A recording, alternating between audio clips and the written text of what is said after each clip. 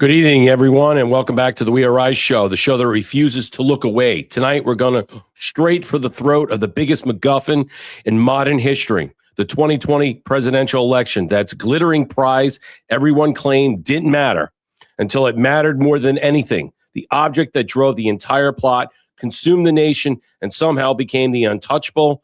The moment real questions were asked, and every MacGuffin, which I will explain, needs its key players. So let's talk about Graham, Senator Lindsey Graham, the same man who spent years sounding the alarm on election vulnerabilities. Yes, he did, right up until November 2020. Then almost overnight, the urgency disappeared. The concerns evaporated. The fight he once promised suddenly wasn't worth fighting. Convenient timing, isn't it? We are not here to spin theories tonight. We are here to examine the evidence that still hasn't been honestly answered, the sworn affidavits, the statistical impossibilities, the procedural breakdowns, and the quiet confessions that only surface once the dust has settled and the powers have changed hands. Because this wasn't just about one election.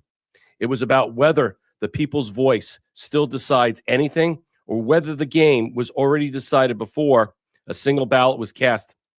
So lock in, keep an open mind, and a skeptical eye. This story is far from over, and let's get right into it tonight. Yes, welcome back, everybody, to the We Are Rise show.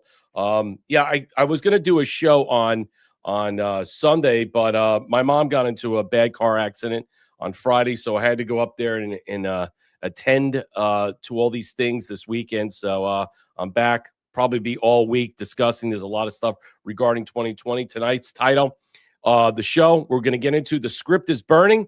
Yes, the script is on fire. You know what I mean by that.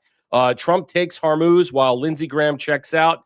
Nepo standby activated, as we saw today. Darlene Graham Nordone apparently has been selected by the governor, and she's now the new senator from South Carolina, another Graham. How interesting. And, you know, a lot of people are pissed off about that. People don't like that. Well, you know what? 45 states are allowed to do it. And under the 17th Amendment, all right, you know, why don't you just do away with the 17th Amendment and go back to state legislatures then? Remember, there's only about 5 states that are able to appoint via state legislator. And South Carolina isn't one.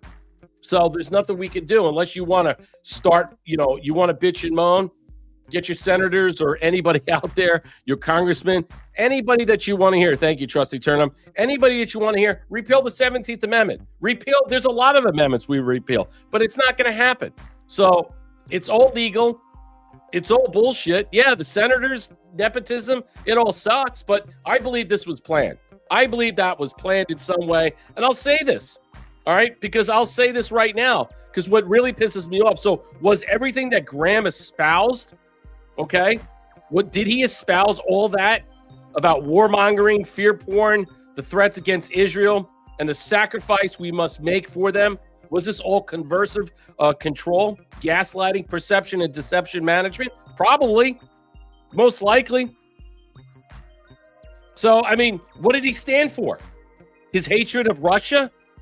I mean, there's a lot of people defending him in a lot of ways. I saw Stephen Miller come out. He apparently didn't take a lot of money. He wasn't grifting. He wasn't utilizing his office in some way. Did we get Lindsey wrong? Or was he such under duress all the time?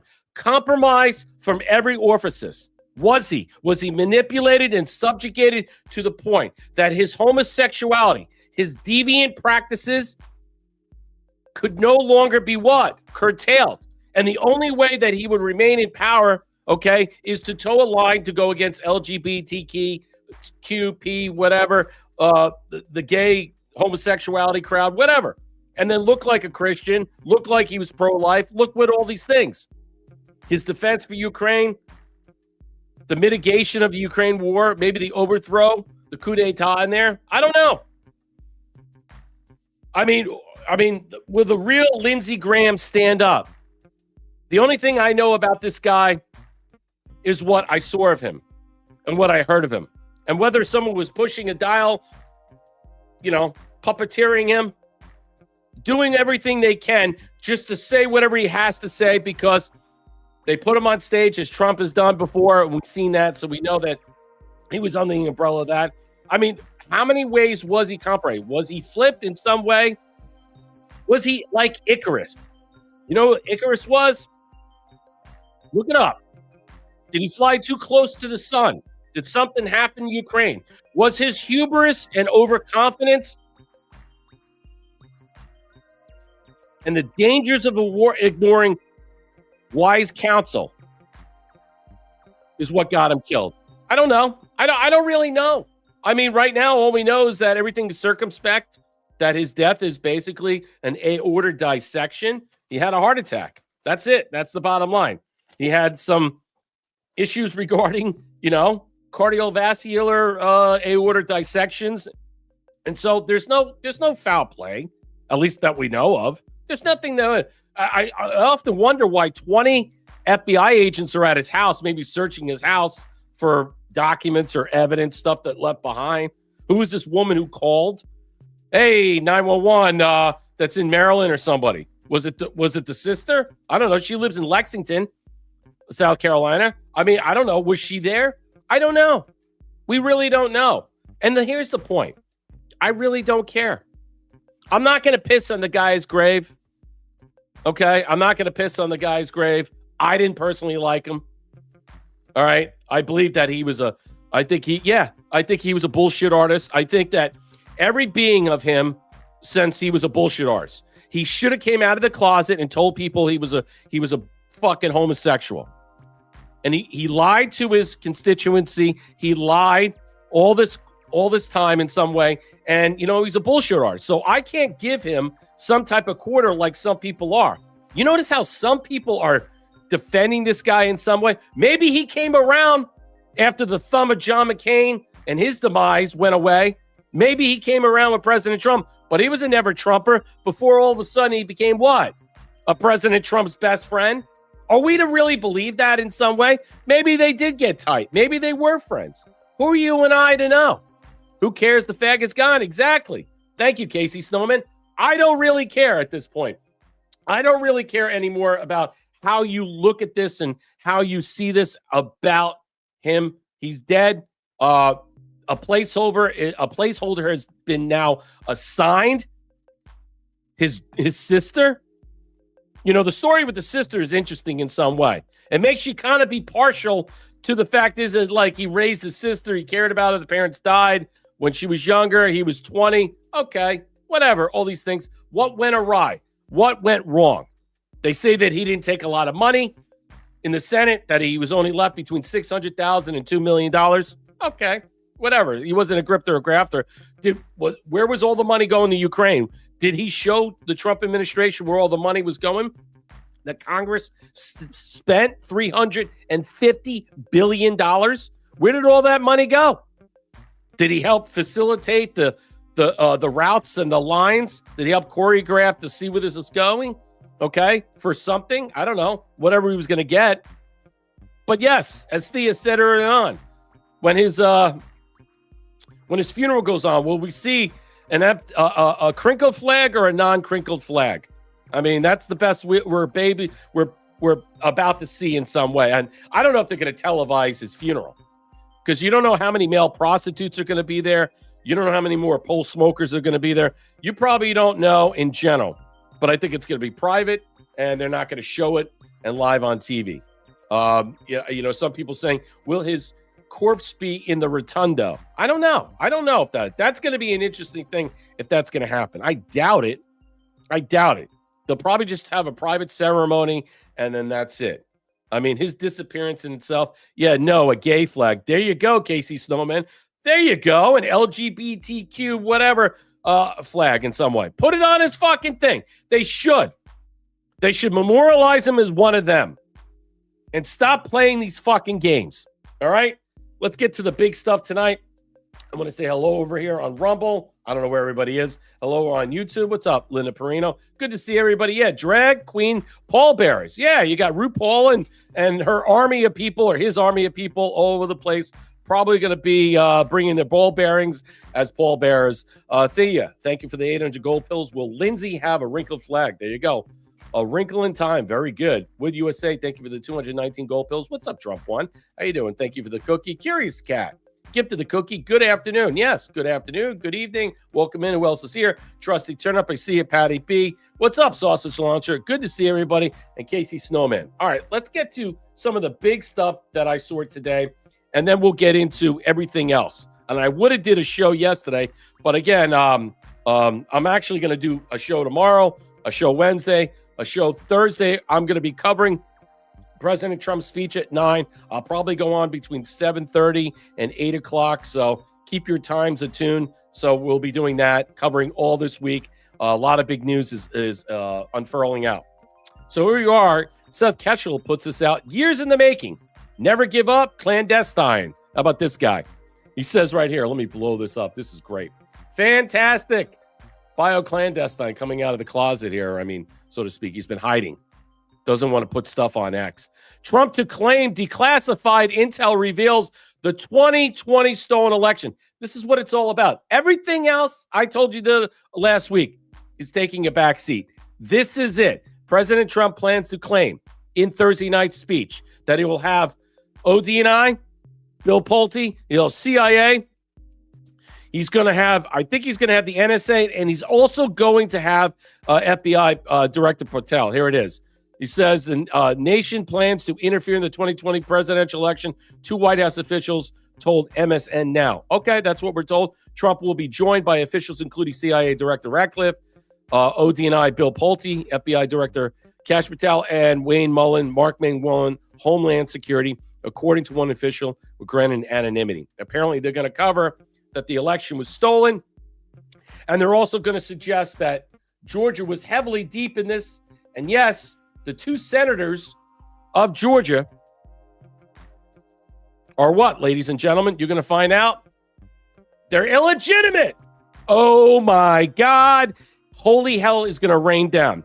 Now with Graham, which we know that they put out a fake telegram on McConnell.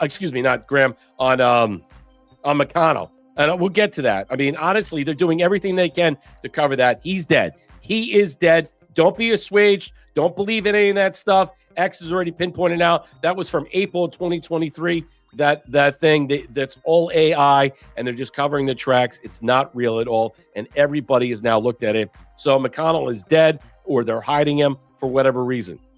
Graham's gone. Graham's been replaced now with his sister. Okay. How is that going to work? Is that going to work well for the Trump administration? Probably. That's why President Trump was speaking so highly about him. He probably had a very, here's the thing about the Trump administration, President Trump, he probably did like Lindsey Graham. He thought Lindsey Graham was a little He was too diarrhea of the mouth, what we call in Italian, get on. He talks too much. He never shuts the fuck up. And you know what? All you have to do is point him in the direction, and the tooth of the geck would never shut the fuck up. And so that's what President Trump liked about him, because he could always utilize him to say what he needed to say, whether it's about Iran, whether it's about this, whether about that. But what I said early in the show, where was he about the 2020 stolen election? He was out the door. So the massive breaking, President Trump sent to announce both Georgia senators are illegitimate due to the mass 2020 election fraud. This is the WLT report. And I've seen other people say it. I'm only putting this out because the fact is, I'm not sure about it, and I don't want to run with it, but I just want to say right now, what are we going to look at? The new report says President Trump is preparing to announce Georgia's 2 Democrat senators, John Ossoff and Raphael Warnock, are illegitimate because of the election fraud. Let's stop right there. Let's just look at this for a second. Now, if these 2 are deemed illegitimate, what's going to happen? Will the Senate have to deal with this? If the evidence presented in some way, will this go to the Supreme Court? Will the Senate just basically expel them? Okay. Now, if you are to, let's just say that happens. Okay. What is thereafter? How about the other senators that their seats were stolen from? Will they automatically be granted back? This whole thing's a mess. It is, because you're going to have question after question. How is the Senate going to look at this? Are they going to fight this? You're damn right they're going to fight this. Is this going to go to the Supreme Court? You're damn right it is. There's so many things that are going to be entwined. But if there is theft, that Georgia stole the election for Biden and then put these 2 in there installed, watch out. Watch out. It's going to get ugly. You're going to see a lot of people angry. All right. Lawsuits flying all over the place. The Senate might be forced to do that and remove them. Now, they might say, oh, we need another election. No, you need to put the two original senators that were in those positions back installed. Is that what the Supreme Court's going to say? It's possible. I don't know if we're going to get to an extraordinary claim, and we don't understand how this is going to fall under. If the report proves accurate, the political shockwaves will reach far beyond Georgia. You bet your ass. Nick Sword is sounding the alarm. President Trump will announce both Georgia's Democrat U.S. senators are illegitimate. It's ugly. And think about that. Not that they're just illegitimate. Everything that they signed their name to help what? Block or defeat or basically utilize their stolen election, illegitimate frauds to help push certain things in the Biden administration, push certain things when they had the Senate majority control. How is that going to look? How are these things going to be undone? That's the question you should be asking. Ossoff and Raphael Warnock's days in the Senate might be numbered. Question is how it's going to be numbered. According to the outlet, President Trump is planning to declare both senators illegitimate of fraud. This is ugly. Man, it's ugly. President Trump is running to announce that Georgia's two senators, Ossoff and Warnock, are illegitimate because of the fraud. A well-placed source in Georgia tells us. I wonder if they're already aware of this. I bet you they are. They had about 200 to 300 this weekend, FBI agents scouring in Georgia this weekend. While we were all dealing with the Lindsey Graham demise, we're dealing with what just came off a 5-day stunt, which I call a stunt of everything was going on with the Tyler Robinson case. That was, all right, it was a probable cause case. And then you had Mitch McConnell. All right, that's where I get the MacGuffin. I'm going to explain that. As the publication, the White House has neither released evidence nor officially confirmed. Meanwhile, the federal investigation surrounding Georgia's 2020 election is very real and expanded dramatically. ABC's News reported that the internal FBI memo described Georgia, the work in Georgia, as the FBI Atlanta priority investigation and directed 260 personnel, including investigative analysts, to support it. The memo was assigned hundreds of records checks to the personnel brought into an effort and set a July 17 target. That's Thursday for completing the work. Now, mind you, on July 19th, apparently, that's when President Trump is supposed to hand the trophy to the World Cup winner. All eyes are on. Everybody's going to see this. Welcome in, Nancy Ann over here. True Terran, Pure Love. What's up, True Terran? Greetings, playing nurse daddy to my 14-year-old Malmut. Wow, that a large mass removed a week ago. Hope everybody was well. Yeah, pray for your dog. I'm sorry about that. A Malmut. Wow, that's a big dog, right? Okay, good. Let me get back to this. So the search followed FBI's January search of Fulton County election facility and seizure hundreds of boxes containing ballots and other records tied to the 2020 election. CBS News reported that the warrant sought all physical ballots from Fulton County's 2020 election, along with the tabulator tapes, and ballot images, and voter rolls. This ain't good. My God, you're going to have hair pulled out. I'm going to tell you right now, I'm going to flip my fucking table. When this comes out, this country will be in flames. Get ready. It will be. Because what that election did during COVID and everything else, how did it change all of us? They put people in jail for years till Trump had to pardon them. This whole thing fucking stinks. This whole thing's going to blow up. We're going to have chaos. We're not going to have a midterm election. We shouldn't after this. If this is revealed, look out. Fulton County officials said both FBI and clerk courts filmed the inventory process to document the chain of custody. The Bureau called the operation a court-authorized law enforcement action and said its investigation remains ongoing. The warrant identified 2 federal statutes investigators appeared to be examining, including one covering fraudulent ballots or voter registration applications and the other governing the retention of federal election records. The supporting evidence presented to the magistrate has not made public. Okay, I'll just leave it at that. I got more to cover. What's your thoughts about it? We're going to find out. This is going to be gold. I'm going to be covering it on Thursday. I'll probably go on between 7:30 and 8. President Trump will go on to address the nation at 9. He won't be late, so I'll probably start later at 8 and stuff, and we'll have to cover it. That is on Thursday, and to me, this is the number one issue. Everything else takes a back seat. It takes a back seat. And now that you could see the Save America Act is in play, now you can understand what this is going to mean. All right. Now that you filled Lindsey Graham's seat, which ends on January 2027, because people are freaking out. Oh my God, it's nepotism. It is. No one's arguing it's not. But the governor of South Carolina has the purview to fill the seat because of the 17th Amendment. 45 governors in this country have that purview. So again, if you want to change that, you want to go on fucking X bitching because you don't know the law. You don't know that 5 other state legislatures control what? Just like in Kentucky, they control that. Okay, that's why that Mitch McConnell thing is just hanging around. It's hanging around for a reason. I think everybody knows why. All right, let's get into some of the news of the day that's going on. I want to talk about President Trump. I want to talk about it. I didn't get to cover it last night. Again, I would have did a show. My mom was in a car accident, so I apologize about that. So I'll be doing shows all this week because the news is going to uptick. Every show will be done at 7:30. The Thursday show will be at 8 o'clock, and I might have a call in both those days because I think that's going to be big. I think it is. What killed Lindsey was the same thing that killed John Ritter. Interesting. Aortic, I didn't know that. Aortic dissection. He had a tear in his thing, his cardiovascular. I'll look into that. That's interesting. That's why I'm like, look, there's no evidence to suggest it's anything nefarious. I hate people putting that out there, and I'm not going to do that because, A, there's no proof. I mean, they're going to go through everything anyway. I mean, people are like, well, why are they what? Why are they looking at, why is the FBI? Because they're probably coming through his house to see what's there, see if there's any evidence of anything. We don't know.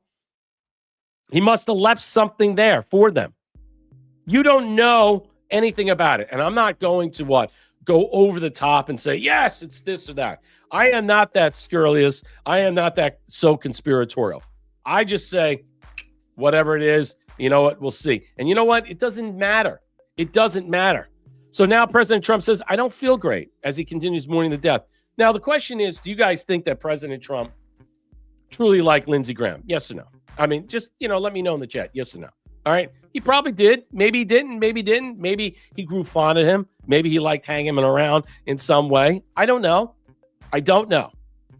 I'll take his word out of it, but we know how President Trump operates. He said he was a worker, total workaholic politician. And now some people don't call that work. Some people call that a lot of talking, but everybody loved him. He was a good at the other side. He's a man of different abilities. All right, let's play a little bit of this. Great guy. He was a friend. He would call me all the time. He would just I'd say, stop calling me Lindsey. It was amazing. He just didn't stop. And he was a worker. He was a total workaholic politician. Now, some people don't call that work. Some people call that a lot of talking. But everybody loved him. He was good on the other side. If I had Democrat problems, he could solve them. He was a man of all different abilities, actually, and he was a nice man. He was a great guy. He loved playing golf, loved being outside. He'd play golf with people, and you just liked him. It wasn't that he was a great striker of the ball. He wasn't exactly a perfect. He wasn't Jack Nicklaus. He was not Tiger, but he loved it, and he had fun. He was a man who had a lot of fun. He had fun with politics, but he was. All right, he had fun. President Trump hanging out with him. President Trump's not going to wreck him. He's not going to. That's not President Trump. President Trump doesn't do that to anybody that dies. It's just not. It's kind of morbid. I remember Charlie Kirk saying that in that famous thing. He's like, you could tell a lot about people, about how they look at people when they die and how they, how they scream an effigy, how they attack in some way. So I said, you can have that morbid sense of whatever. I personally didn't like the guy. I didn't trust him. But again, I said to you earlier on, was all that for show? Was that under duress? Was he so compromised from every orifice that the deception management, the gaslighting, the reality distortion of his situation, which I'm going to explain to you after this, was because he was forced into this position? It's something to consider. I'll show you this right now. And again, I'm not defending it, but I like to play devil's advocate to give people multiple viewpoints and not have such an aggressive stance about this, how other people have. I'm not doing that in any way. President Trump says, God was with me. Butler, Pennsylvania 2 years ago. It was either more violent mosquito in history or he just got shot. So, yes, today is the 2-year anniversary of the Butler shooting. How interesting that this is out July 13th. He's talking about this on Fox News. Almost automatic. I wouldn't say automatic. For some people it's not, but it's almost automatic. And so, God was with me. I turned my head to show a chart, and a chart that I never show on the right-hand side, but this time I did, and a chart that I don't even use that much. I use it probably 1 in 10 times at the rallies. But it's always on my left, and this time it was on my right. I looked to the right. If I looked to the left, I wouldn't be talking to you right now. So many amazing things. And the chart is always at the end of the speech. And I just put it at the beginning because it was appropriate. Sometimes I'll start out and I won't be reading a lot of things because it makes it much more interesting. I think that's why people like it.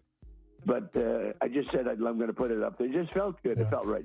I speak the way I feel. And it felt right. And the chart, I said, let's talk about the chart. And I look over to the right. So it's interesting. He was on Fox News talking about Lindsey Graham. He's talking about the 2-year anniversary of his attempted assassination, where 3 people were injured, 1 person died. All right. We should not forget that in a lot of ways. Let me play this one more thing, because this is something else. Someone else said that. So you're starting to see a lot of the creepers come in and say, I don't believe that he was assassinated or almost assassinated. I don't believe the story about Lindsey Graham. We reached a point that no conspiracy anymore holds underweight. Everything is a conspiracy. We can't trust everything anymore. And we're losing the context in some way, our discernment to actually figure out what's real and what's not. So here comes this guy, Buck Sterling. The same doctor who gave the report on Lindsey is the same doctor who attended to Trump's ear. While the travel time was sus enough, this pushes it over the edge for me. Lindsey didn't die in D.C. from cardiac arrest. There you go. That's where all these things are set to come out. Exactly. And I knew it was the year. They thought it was all over because the year bleeds. Some little fact. You'll ask your doctor who's fantastic, by the way, just gave the report on Lindsey. He's such a great guy and such a great doctor. But you'll ask him, it has to do with cartilage. The ear bleeds more than any. So I got hit in the ear. And it was, so you heard him say the same doctor that had the report also did his ear. Do you buy it? Does anybody believe it? A lot of people don't believe it in any way. They don't. And that's the point that's the sticking point where we are right now. I want to get to the MacGuffin as I explain this, but I'll play one more thing to show you what's happening. All right, I'll get to it right now. Anyway, so I talked about in the intro about the MacGuffin. All right. I want to explain to you, most people don't know what it is. It's popularized by Alfred Hitchcock. It's a plot device in a story or film that motivates the characters. Keep this in mind. And it drives the narrative forward. All right. So it makes it advances the bigger game, so to speak. It's often empty itself, a red herring narrative. Think about in Pulp Fiction, where they showed the briefcase opening up, and what happened? There's this gold shiny light that came in it, but you don't see what's in it. You don't know what's in it. Highlights the idea that the what being chased doesn't matter as much as the conflict and the character and the development that happens while chasing it. Think about that. Again, so we have ordinary people trapped in horrible situations, taking control of their lives. Was that Lindsey Graham? Whilst its specific details ultimately matter less than the reaction, the power shifts, and larger conflicts it releases. An object or event or promise to what? Get to the moving parts of the story so the audience notices, so the audience is captivated.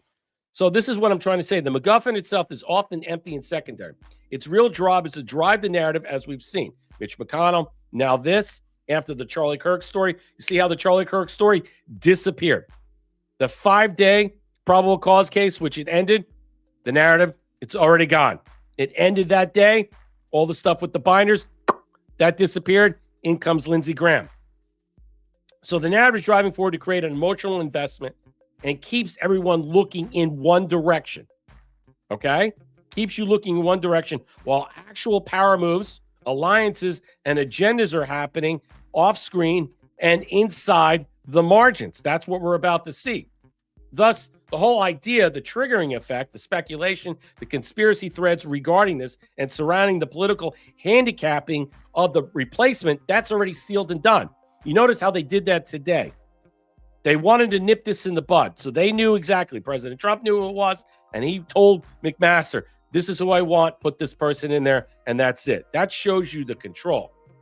So the death thing, the death that becomes the things we're only discussing or right now discussing, well, that accelerates to one story, which goes into another story, so another one can advance with less resistance. That's the point. Mitch McConnell story, June 14th, to the Charlie Kirk 5-day window, probable cause case, that ended. Now this, and now we're going to get into something else, which will happen Thursday when President Trump addresses the nation about the 2020 stolen election and the two senators from Georgia who are illegitimately been placed there. And this is ugly. You know how bad this is going to be. So we're going to get to other things in there, but I just wanted to set the stage about this. But the same stories represent that the MacGuffin, who's writing the next act, and are you what? Still in it? Are you still involved in understanding that? The contract that you're seeing here, no one gets one. There's no lifetime contract. That's what you're seeing. That's what you're understanding. The recognition of this in some way is that, hey, look, your time has expired. Now we're moving you out in some way. And I talked about it, the standby, which you call incoming, or you call, let's just say, the replacement actors in some way, Darlene Graham Nardone. Okay, the interim appointment. Was this designated replacement for the Senate for a certain reason? Yes. Temporary hold? Absolutely. It's to make sure that Nancy Mace or the other Punjab doesn't get in there in some way where the governor was going to set this up. August 11th in South Carolina, they'll have a runoff. And from that runoff, the winner will that be after that election will face a Democrat, okay, in November, if we have one in November. And then, thus, Darlene Graham Nardone, all right, her seat will carry out for Graham probably January 3rd, 2027, as it expires. All right, move on. Let's get to some funny stuff as we get into more detailed stuff. So much more going on about this. But I saw this today. I want to bring this to your attention. President Trump, this comes from Dr. D.R. Halley. President Trump reportedly received a text message from Norway's Prime Minister, Jonas Gahr Store, urging Trump to lower his temperature and de-escalate the rhetoric on Greenland. This was like just the other day. Trump fired back with a brutal one-liner that ended the conversation. Here's how the exchange went. Store, dear Mr. President, dear Donald, we believe that we should all work to take this down and de-escalate. Considering your country decided not to give me the Nobel Peace Prize as President Trump for having stopped 8 wars plus, I no longer feel an obligation to think purely of peace. I'm not going to play this. I think that's great. Basically, we're going to take it by force, and we have to. I think we don't have to because NATO has already agreed, okay, to surrender it to us. Keep that in mind as we move on. Darla, gift to the can. Lindsey took the jab on live TV, not saying that cause of it. Yeah, I don't know if he took a lot of them. What's up, Tracer C4? How you doing? I know that you just lost a parent. I hope everything is well with you. Hope you're feeling okay. Yeah, I don't know. Like I said, I don't know, Darla. You know what? I don't know how many times he took a jab. Some people said he took 14 jabs. I don't know about that. Thank you, Thea, for the 600 gold pills. Darla, gift to the can. Great to see you, Brett. I don't know what's going on. But you and Thomas are streaming at the same time. Oh, I don't know. I don't know why he's streaming and stuff. I have no idea. I don't know why. I thought he does a 4:00 show. All right, let me move on in some way. Okay, let's get into a couple of things. This is what I saw. This was another thing. Whether they're mocking this or not, these are interesting things. They're telltale signs. This is another video, another Lego-style banger by Midnight Curiosities that's totally different. Tokyo and Berlin. Let's watch this. I thought this was funny. Lindsey Graham. And this has a little. I watched the other one, but this is better. 71. Said crazy things, and he was done. Lindsey Graham, gone at 7-1. But he left a bomb in every room.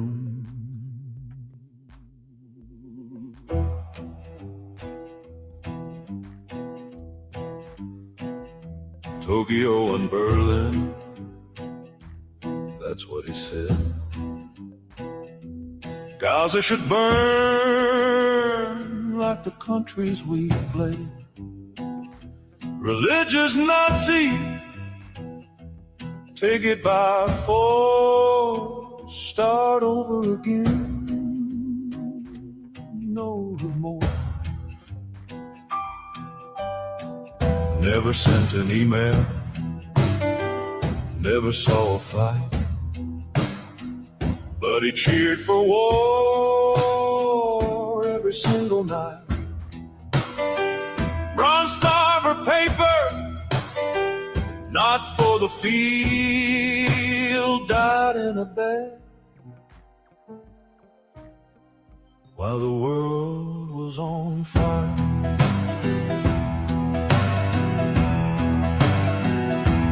Lindsey Graham, 71, died in a bed, not by the gun. Lindsey Graham, words remain, Tokyo, Berlin, and Gaza's pain. July 11, he said crazy thing. He was done. Brief and sudden, the man is gone. The words ain't hidden. Break truth. Yeah, so there's no love lost. A lot of people saw right through this in some way. And, just that's what you need to understand. You don't have to piss on his grave, but you don't have to sit there and hide your feelings either. All right. I mean, I don't. And you know what? It's a new day. His sister's taking over. I don't know what that's going to be for the next 5 months. Oh, we shall find out. But I'm not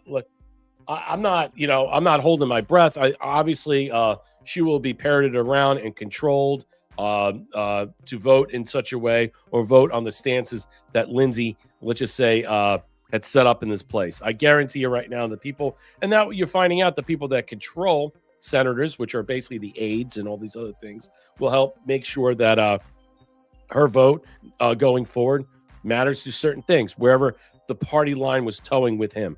So, yes, I'd like to see new blood in there. You'll see new blood in there probably after the November election. We have it. But what difference does it make anymore? And we should just move on. So, OG Anon puts this out, more stuff that I'm triggered. He puts this out. This is good. I'm intrigued that Lara Logan posted this, to be honest. Well, look at this, what I stumbled across. This is very good. Listen to this. Illness, and weeks before that, Mitch McConnell is rushed to the hospital in absolute secrecy, with emergency dispatches reporting cardiac arrest and CPR. The mainstream wants you to look at their ages and nod along as if it's just coincidence, and they want you to accept the narrative of natural timing. But as those awake, we don't look at the script they hand us, and just accept it without question, but instead we look at the structural friction, the global game board, and any possibilities of it being something much deeper than the official narrative. We look at who just got cleared off the global chessboard, and what agenda that unlocks. We already know the elite's ultimate endgame is engineering a centralized, global digital cage, with separate digital currency domes designed to lock every transaction, every trade route, and every individual, into a total system of control, centralized through a main hub in Israel. But notice the tactical pivot happening right now, as this administration is bypassing the standard central bank digital currency push, and is steering instead toward a digitized financial infrastructure anchored by stablecoins. And that pivot right there lies the roadblock, because McConnell and Graham weren't just politicians, but they were the concrete foundations of the legacy banking cartel, the SWIFT network, and the weaponized petrodollar system, and their entire decades-long power structure depended on traditional banking rails. Both were fiercely protective of standard dollar diplomacy and old-guard banking institutions that stablecoins are explicitly designed to bypass. Furthermore, they were the fiercest, most aggressive war hawks pushing for endless funding against Russia, making them a volatile, old-world military framework that actively threatens the permanent, high-tech infrastructure needed for a digitized global network. So with these two institutional anchors suddenly neutralized, the legislative gridlock protecting the old petrodollar is shattered overnight, and the path to integrating a state-sanctioned digital ledger is wide open. I'm not here to hand you a conclusion, but I'm telling you to connect the dots and think for yourselves. Was this a calculated tactical removal to clear the way for the new digital currency architecture, or is it because Russia is a major player in the emerging regional digital dome, and the two biggest anti-Russian blockades had to go? Or is this just a massive, convenient coincidence of two old men? Regardless, the old gatekeepers are gone, the deck is cleared, and the timeline is now accelerating. So stop listening to the corporate scripts, question everything, and look at the mechanics of their system. We do not forgive, we do not forget. Anonymously enlightening out. That's an interesting take on it, that these two old, crusty, let's just say establishment types, old guards in some way, were blocking a lot of stuff. They were also anti-Russia in a lot of ways, so there may have been something in some way. It's not just that. You have to consider, what was Lindsey Graham participation in the coup d'etat with John McCain in Ukraine back then, 2012, 13, 14, around that time frame. So are we going to hear more about that? I'm not really sure. I'll just cover briefly about Lindsey Graham if you're just tuning in, because I didn't get to cover it last night. Senator Lindsey Graham died from a tear of his aorta. I think that's, everybody understands that. Republican represented South Carolina in the Senate for 23 years. Do you understand? There's only been like 3 people, okay, in the last 70 years, okay? He took over from Strom Thurmond, who was 100, in a wheelchair, incapacitated. Do you understand that? And here we are again with the old Republican Guard in South Carolina, the old boys club, putting in their Nepo, his sister in there. Hopefully you'll get a new senator after that in some way, and that replacement will be temporary, but you get the right person. Yeah, you don't want Nancy Mace or who's the other one that who's that other rhino twist that she ran for president, the Punjab, Nikki Haley. You don't want that one either. So hopefully they get new blood in there, and that whole line is going to move forward in some way. But what does that tell you? I mean, what does it tell you in general about the succession? You have to remove the 17th Amendment. It's the only way.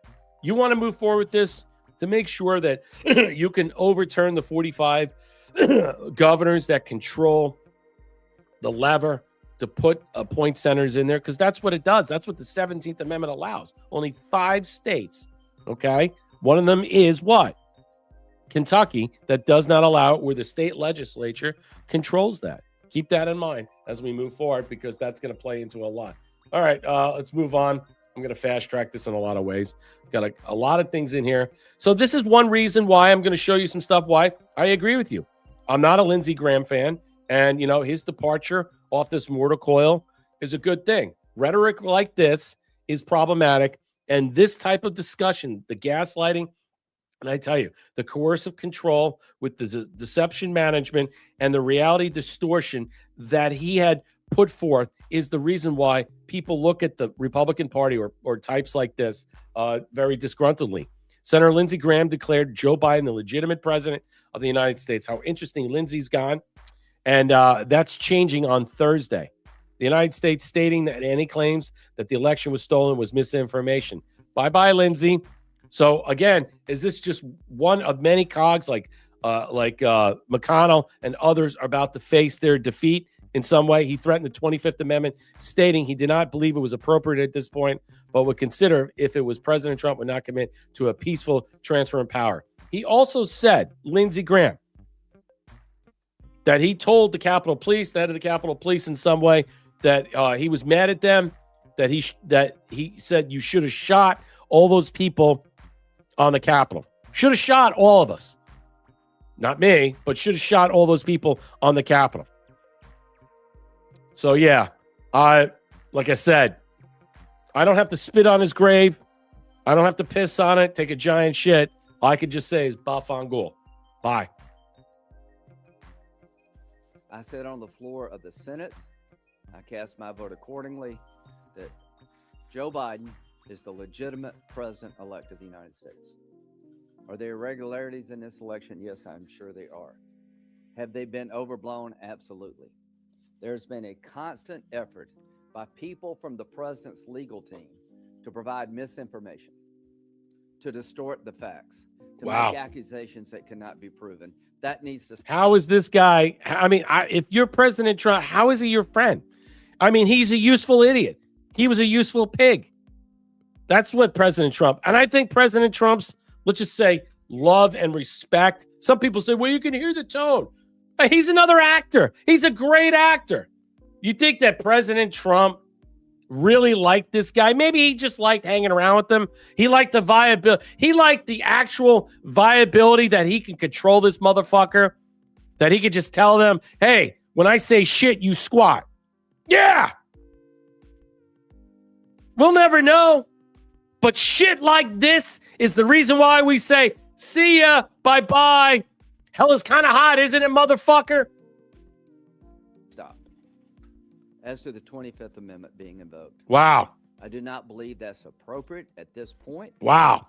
I'm looking for a peaceful transfer of power. I'm looking for the next 14 days to reset, and we will hand off power in a traditional sense by it being a peaceful transfer. Yeah. Well, now that you're not there, it's not going to be a problem anymore. And as we go back to what Thea was saying, she made a good point. During his funeral, will he have a crinkled flag? Only time will tell. Yep. Well, you're saying about McCain. Yes, I understand Tracer C4. I'm saying, as Thea had pointed out and mentioned early on, are we going to see that type of scenario come Lindsey Graham? Or is that this funeral going to be covered? I can't imagine we're not in some way. But I'm going to show you the propaganda that's being pushed out there. And this is some of the stuff to give you a little, let's just say, insight about this, about the sister. I'm going to show you some stuff about the sister who's now taken over as the new senator from South Carolina, Darlene Graham Nardone. Okay, the interim appointment. Let's play a little bit of this. Truly my honor to present to you the next president of the United States, Lindsey Graham. Lindsey Graham has already made his sister part of his campaign for the presidency, and the election's only bachelor says if he wins, she'll be part of America's first family. When asked who his first lady would be, Graham told the Daily Mail, well, I've got a sister. She could play that role if necessary. The senator from South Carolina would be the first bachelor elected president since Grover Cleveland in 1884, though he was married shortly after taking oath. Elected in 1856, James Buchanan was a lifelong bachelor, and actually his niece, Harriet Lane, served as first lady during his one term. It's good to have you here. You guys look great. Hi, everybody. The First Lady really does do a lot, from healthy living campaigns like Michelle Obama's to Hillary Clinton's more policy-heavy tenure. I suppose I could have stayed home and baked cookies and had tea. And occasionally some fun stuff. Turn up for what? Anyway, Graham and his sister Darlene Graham Nardone are definitely close, and she's playing a supporting role in his campaign when she's not working her day job in public relations. But Graham also says she's not the only option, telling Daily Mail, I've got a lot of friends. We'll have a rotating First Lady. A rotating First Lady. Okay. Maybe people were able to get away with that back then, but this is when he ran for, I mean, come on, honestly. We already had a gay couple in the White House. I mean, that whole thing needs to be exposed in itself, and it's disgraceful that lie continues on. But you know what? Again, hiding behind all this stuff. See, that's my problem. Why I look at Lindsey Graham. He's a fraud. He's a total fraud. If he was being manipulated and being put under duress all the time, compromised because he would have to come out to address his constituency in South Carolina and tell them that he's gay. And if he would have did so, would have rug pulled his, let's just say, control? Did he like having control? Did he like being controlled in general? Did he like having a hand in this in some way? Probably. I don't know about his deviant behavior, what's behind the scenes. A lot of people are saying that he's had all these other things behind the scenes. I don't know. I'm not going to suggest that one way or another.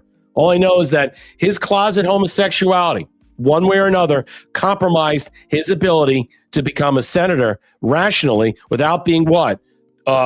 Manipulated, blackmailed, squeezed, and extorted.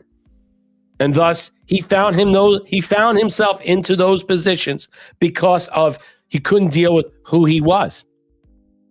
And he was comfortable enough to go along with it because he was able to get away with it and pull a lie in South Carolina. Disgraceful.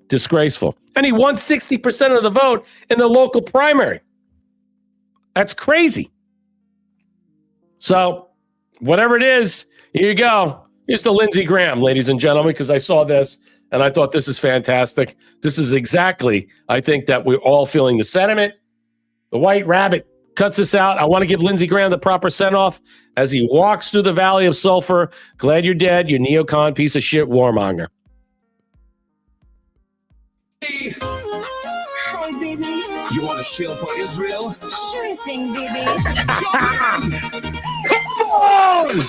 a Zion girl in a Zion world. So my soul out and my whole out. I don't fucking care. Ship me anywhere. Israel's creation is total damnation. Come on, Lindsay. Let's get crispy. I'm a Zion girl in a Zion world. So my soul out and my whole out. I don't fucking care. Ship me anywhere. Israel's creation is total damnation. Come on, Lindsay. Let's get crispy. I'm a gay traitor hacking a neocon scheme. Dress me up in flags, I'm your useful dream. You're my handler, Shekel Supreme. Smell the treason in pink. Kiss BB's boots, bomb the Goyen, full-blown filthy kink. You can use, you can play, as long as I stay.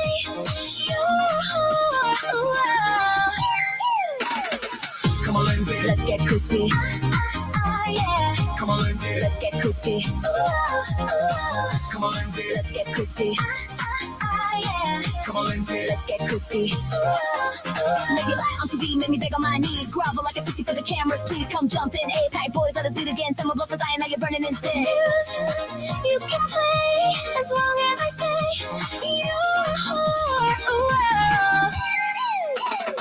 Come on, Lindsay. Let's get crispy.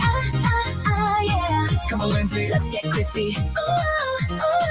Come on, Lindsay. Let's get crispy. Yeah. Come on, Lindsay. Let's get crispy. I'm a Zion girl in a Zion world. Sold my soul out and my whole out. I don't fucking care. Ship me anywhere. Israel's creation. It's total damnation. Come on, Lindsay. Let's get crispy. I'm a Zion girl in a Zion world. Sold my soul out and my whole out. I don't fucking care. Ship me anywhere. Israel's creation. It's total damnation. Come on, Lindsay, let's get crispy. Yeah. Come on, Lindsay. Let's get crispy. It's so funny. Lindsay. Oh my God, it's too funny. Make me lie on TV, make me beg on my knees. Grovel like a sissy for the cameras, please come jump in. APAC boys, let us bleed again. Tim over for Zion, now you're burning in sin. Come on, Lindsay. Let's get crispy. I'm a Zion girl in a Zion world. Sold my soul out and my whole out. I don't fucking care. Ship me anywhere. Israel's creation. It's total damnation. Come on, Lindsay, let's get crispy. I'm a Zion girl in a Zion world. Sold my soul out and my whole out. I don't fucking care. Ship me anywhere. Israel's creation. It's total damnation. Come on, Lindsay, let's get crispy. Yeah. Come on, Lindsay. I'm a Zion girl in a Zion world. Sold my soul out. And my whole out. I don't fucking care. Ship me anywhere. Israel's creation. It's total damnation. Come on, Lindsay, let's get crispy. Yeah. I received how much money? PAC money, $4 million from APAC money. I mean, I don't know what to say about it. I mean, it just some people saying he's not gay. I find that hard to believe. How do you know that he's not gay? Okay, I don't know. He had a fiance. I haven't heard that. Where's the fiance coming out, or former fiance coming out and speaking? We haven't heard that. Was he found face up or face down? That's a good one. They said he was found in bed. Again, I don't know. I don't really know, and I don't think we should care. Okay, we shouldn't care because I don't think it matters. It does not matter. He's moved off the board, and that's what you should consider. The script is burning. It's being rewritten and redrawn. That's what you need to consider. That's what we're talking about here. And you know what? Let's listen to something that I found interesting, that I heard a couple of people now on X, and now Stephen Miller comes out and says this. He says at least he didn't get rich all of a sudden like the rest of all these useless idiots. But where did all that money go? Into the LLCs and coffers in Ukraine. You sure he didn't get any money on the back end? He's the biggest, let's just say, supporter, proponent of the war against them. You're going to tell me he didn't get a cut? He was doing all these things because I'm sure I'm one of those. You wanted Ukraine to proliferate and destroy Russia in some way. You're going to tell me he did not in some way take any money, that he was completely blackmailed and controlled. He wasn't forced to. Some people said he was forced into the gay stuff. So wasn't he forced to take all the money then? You know, you got to make yourself look all dirty across the board. I just find it interesting to hear people say this, that he didn't insider trading, or at least they didn't report or find any accounts with his name on it so far with money. I don't know. Maybe he gave that up. Maybe he pointed fingers. He ratted other people out. I don't know. Let's listen to Stephen Miller. That had some significant disagreements from time to time. And I didn't get to know him as a person. But this seems to be one of the biggest testaments. Lindsey Graham dies at the age of 71, having spent over 3 decades in the Senate. His net worth, as reported today, was somewhere between $600,000 and $2 million, roughly about 1.5, perhaps, and most of that in a home in D.C. and a home back in. Do you believe that? See, that's the thing. He's been in office like 35 years. You're going to tell me, all right? I mean, Marjorie Taylor Greene as a congressman was less in office than less than 10 years, and she got like 25 million. You're telling me, people are telling me, Stephen Miller, I'm hearing all these people, that he was an honest broker. He didn't find some other way to shell his money out. You know, when they launder money overseas, it comes back around to the House and the Senate. All these people that sign off on that, they find its way into the coffers of LLCs, shell groups, or what have you. We haven't heard that story. Did his sister benefit? That's a good one, Mom. We haven't heard anything about her. That's a good point. I know she's in public relations. I don't know what she does. Who's next for senator for South Carolina? Haley, what's her name? No, right now, the appointment is to his sister by the governor, Darlene Nardone Graham. So she's there till January. August 11th is the runoff election, and then they'll have the primary. They'll have the general come up. And so whoever's going to run off, I don't know who's going to run. Nancy Mace, Ralph Norman, Mark Lynch. There's about 5 or 6 people. I'm ringing all these people off the top of my head. I'm not even in South Carolina. I'm in Florida. So when I think about all this, I got to worry about my gubernatorial race that's coming up. That's coming up the end of the month till August. So that's going to get hot. Let's play a little bit of this and ask yourself this. Is this hard to fathom? And why are people playing this out that he wasn't a crook in some way? All right, so he wasn't insider trading. Okay. In South Carolina. When we talk about politicians that go to D.C. for whatever period of time and come out mysteriously more wealthy, and we could name the names, Lindsey Graham was a man who seemed to do this for service, for love of the game, not for personal enrichment. And that's the right phrase to use, right? For love of the game. Look, you want senators. Look, you don't want politicians who grumble and complain, oh, my God, it's so hard, so many flights, and I don't get paid enough. I don't have enough free time, and I can't do this, and I can't do that, and I don't have this committee or that committee. You want senators who love being a senator, who embrace what it means, who embrace the opportunity, who seek no personal enrichment. Okay. I mean, yeah, I don't know. That's a good point, Aloha Mom. How much money did she stand to inherit the sister? He loved his sister. He took care of his sister after parents died. I mean, they grew up poor. I guess they had, they lived in a 1-bedroom. Father had a heart attack, something similar to him. Some of you guys said some funny stuff. Yeah. What made his arteries clog? Yeah, it sounds like jizz. That's funny. Oh, look, I said, I don't know. I really don't know what to make of who he is, what he represented. But he wasn't a guy that all of us looked at and said, yeah, you could trust this guy, because he has a lot of different sentiments and speeches, and he espoused so much vitriol And I discuss, as far as I'm concerned, that I'm going to look at this guy no matter what. He will always be a warmonger to me, pushing the Gaza destruction, pushing the Ukraine war destruction. I don't know. I don't know how anybody can look at him as what he was, unless he was just espousing stuff that he didn't stand for, other than his hatred of Russia, which we know that's pure of it, but we don't know what side he was on. But clearly he had a lot of different, let's just say, characters that he played, a lot of different roles. So incorruptible, and Muse puts this out. One thing I'm certain about the late Senator Graham is that he wasn't using his office to enrich himself. Wow. 30 years in power, and he died with $1.5 million that we know of. I mean, he got $4 million from AIPAC, and that went into PAC money. U.S. senators are among the 100 most powerful people on the planet. Okay. I mean, so where did all that money go? Okay. Did he take any money on the back end? Did any of those deals that the Congress was signing off, the Senate was signing off, that's sending to Ukraine or all over the place, did they find this money around? Obviously not. So who is this Lindsey Graham? So obviously he wasn't a thief. He wasn't stealing money, insider trading, all these other things. He wasn't lining his pockets. But what was he then? Who was this guy? I think a lot of people, those are going to become unanswered questions. All right, let's move on to the subject, because there's a lot of things going on with President Trump, the new Iran war, it's happening. He let Congress know we got another 60-day window. He's officially know that it's back in the mire. We're going in hard. So Ahmadinejad has been detained for working with the Israeli Mossad government.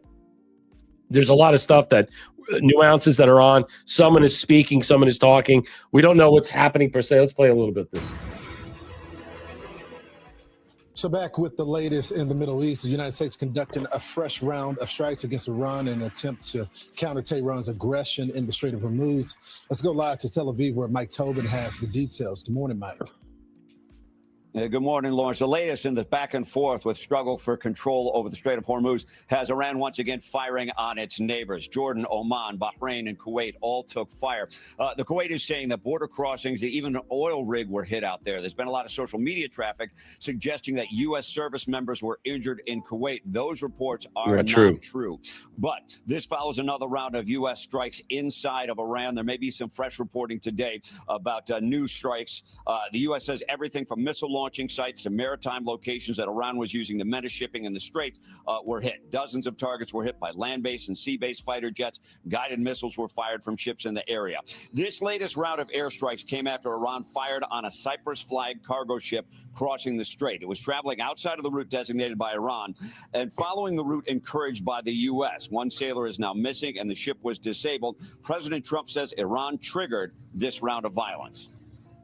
Agreed to a deal yesterday, a perfect deal for us. No nuclear, no this, no that, no nothing. They gave up everything. And then after that, they left the room. And then within an hour, they launched a drone at a ship.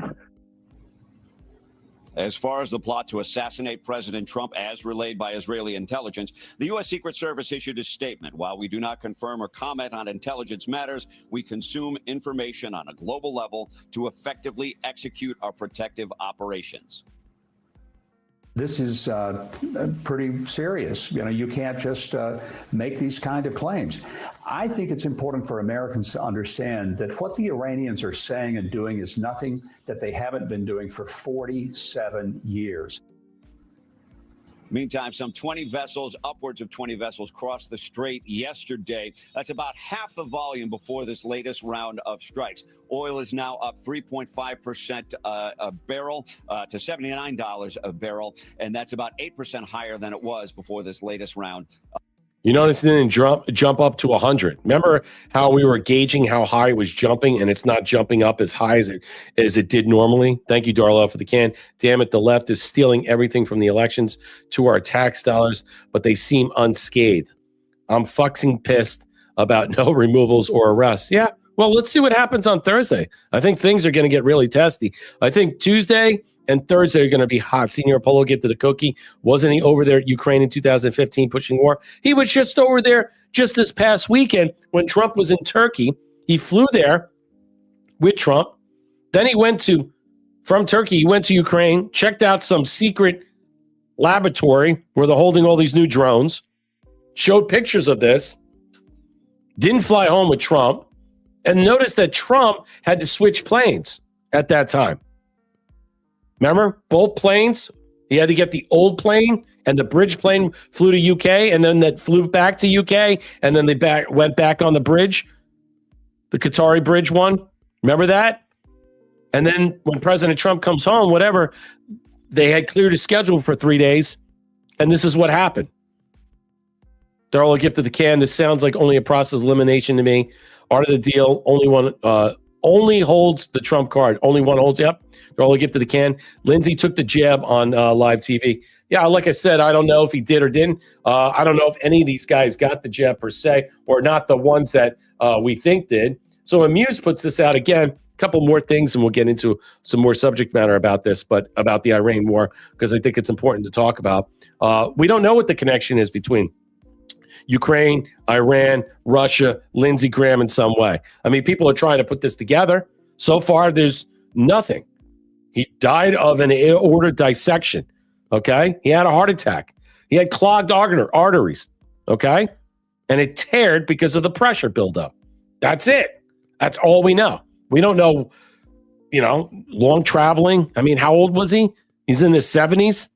Yeah, saline jab. That's what I'm saying. You don't know if he did or not. We don't know. I mean, he drank a lot, he said. Did he eat healthy? I don't know. I don't know about it. I'm not his fucking doctor. You know what I'm saying? I think just the most important thing to understand is not dissecting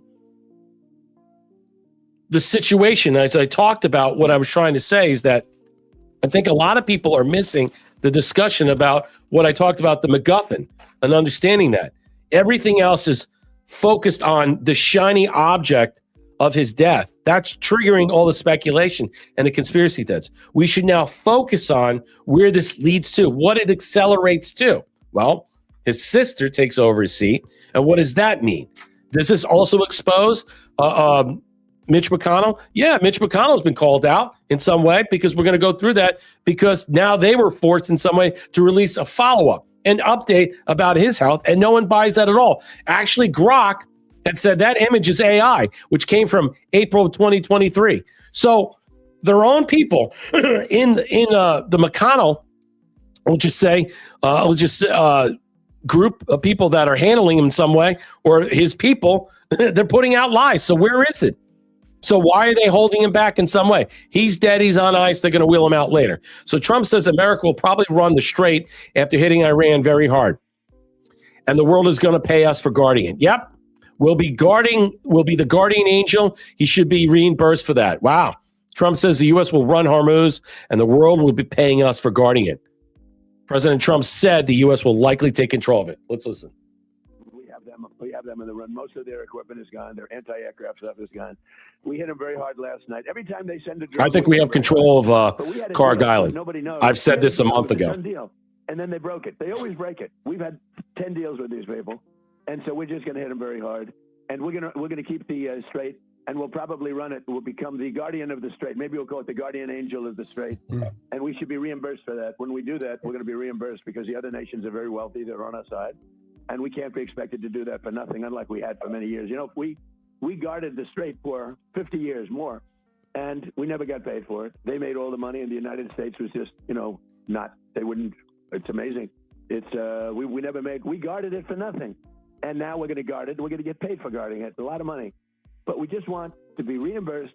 So the guardian of toll collectors, that's what we're going to be. Reinstating the blockade, taking of the Strait of Hormuz, an old script being torn down. Interesting. That's part of the title that I'm saying. It wasn't being renegotiated by force. It's now a declaration, because that doesn't work anymore. These contracts, they expire. And there's no more lifetime contracts. In general, that's what I was trying to say earlier. It's the operating principle, where old arrangements, ceasefires, and understandings okay, no longer exist anymore. Who gets to say what about shipping lanes are being discarded? They no longer have any what? Viability, potentiality. They are out the door. That's what you need to understand, how this is being shaped. We're actually seeing a more forceful tone, and President Trump is hitting this on all cylinders. Now, whether this was timed perfectly with everything going on or not, because he already foreboded that they were going to piss on this deal. And the deal itself, in some way, wasn't contractually binding. It was basically a bridge, again, to get them from A to B, but they can't even get to that. So he's already showed the world that they can't be trusted. 60 days, Congress hasn't said anything. They basically said, all right, whatever you want to do, that's fine. You know how they're moving forward? Because now you got senators dying. You got now the 2020 stolen election. Their hair is on fire. It's getting really, really ugly right now. And here's a couple of things right now I want to show you as we move on. I don't want to belabor it too much, but you guys read Q and all that stuff, so I'm going to show you this. So OG Anon, Guardians you say. This guy OG Anon 661, more comms, asked the question. Okay. Q, can you please tell me who and what the wizards and warlocks are? Guardians of Intelligence. Interesting. We are reinstating the Iranian blockade, so named because it only stopping Iran ships or customers from entering or leaving. USA will be, from this point forward, known as the Guardian of Hormuz Strait. Interesting. They're making that comparison. I don't know. Is that a leap too far? What's your thoughts about that? I don't know. Like I said, I'm not an expert in those things. I just point that out because a lot of you guys like to see it. Yeah, I'm tired of people stealing. I get you, Linda Perino. Yeah, it's the grift is all over the place. It's very shocking, though, in some way, Linda, that you find this out, that he is not a grifter, that he wasn't stealing, at least from the standpoint that his wealth is under $2 million after 30 years. Now, that's quite shocking. Doesn't necessarily mean that there isn't money hidden away, in some shell company or something that's left to the sister or somebody else, or it's already been pilfered. Darla, gift of the can. Wait a minute. Lindsey took a cell phone into a secretive drone plant. And then I heard that the drone plant was hit by Russia today. What the fuck? I heard that too. But there's no conclusive evidence that he was killed in that. All right. And that because we're still hearing that someone called 911 that was at somewhere else in Maryland, and then emergency services showed up and they wheeled someone that was Lindsey Graham away. Again, there's not enough information to suggest one way or another that we could prove. That's why I'm not running with it. And again, I'm not going to jump on such threads because I think, again, when I talk about the MacGuffin, I talk about how the idea that a lot of people are being purposely misled. And we should focus on where this is all taking us down to, as opposed to looking in the past about what happened. I think that's the key of understanding. All right. Let's see. All right. I'll put this up because this is a long one, but I'll read it to you because Darla L has been putting some really good stuff up here. And thank you again for supporting the platform. So Joe Lang puts this up. Here's a thread that you guys will be interested in. So Lindsey Graham's sudden death. What really happened? Did Lindsey Graham die from cardiac arrest? So here you go. Is there more to the story? Possibly. If Lindsey purposely exposed the location of the secret drone factory in Ukraine, here, I'll blow this up. You guys can see it. As Darla L is pointing out, if Lindsey purposely exposed the location of the secret drone factory in Ukraine, and if was subsequently destroyed, then the deep state elements in Ukraine would certainly have motivation for revenge. There you go. That's what you're asking, Darla. What if Ukraine intelligence targeted Lindsey Graham? They were caught doing a similar thing recently in Monaco. The timing of the story, a little more than a week before NATO summit, couldn't be more intriguing. The woman suspected of carrying out a parcel bombing in Monaco, which injured a sanctioned Ukrainian multimillionaire and his family, has been found dead. Ukraine's security service, SBU, has said a cross-border manhunt has been launched for Anastasia Brezlovska, a Ukrainian woman whose officials believe that she had fled the wealthy city-state after planting the bomb in the entrance hall of the apartment building on June 29th. The 39-year-old's body was found buried in a forest in Kiev region. I think about that. Remember at the end scene of Sum of All Fears, where the two Russians shoot the colonel that gave the send-off that was working in concert with the Nazis in the movie at the end, who allowed the air base to fly and hit the air carrier group in Sum of All Fears. Well, he was shot and killed in a forest. So this leads me to some, let's just say, connection in some way. A 39-year-old's body found buried in a forest in Kiev region was a gunshot wound to the head, according to SBU. She had tried to kill a wealthy Ukrainian and Russian ties and businesses in Crimea. The SBU said she had communicated with her family and 2 men after entering Ukraine. Yeah, it reminds me at the end of Sum of All Fears, where they basically destroy all the enemies that conspired to take down America, put Russia and the United States against each other. The SBU, she had communicated with her family and 2 men after entering Ukraine, a former law enforcement officer said. And the current officer in Ukraine's main directorate of intelligence, an agency of the Ministry of Defense. The 2 men were investigated as possibly accomplices in the Monaco attack based on the information they repeatedly transferred funds to Berezovska's crypto and bank accounts. I can't pronounce her name.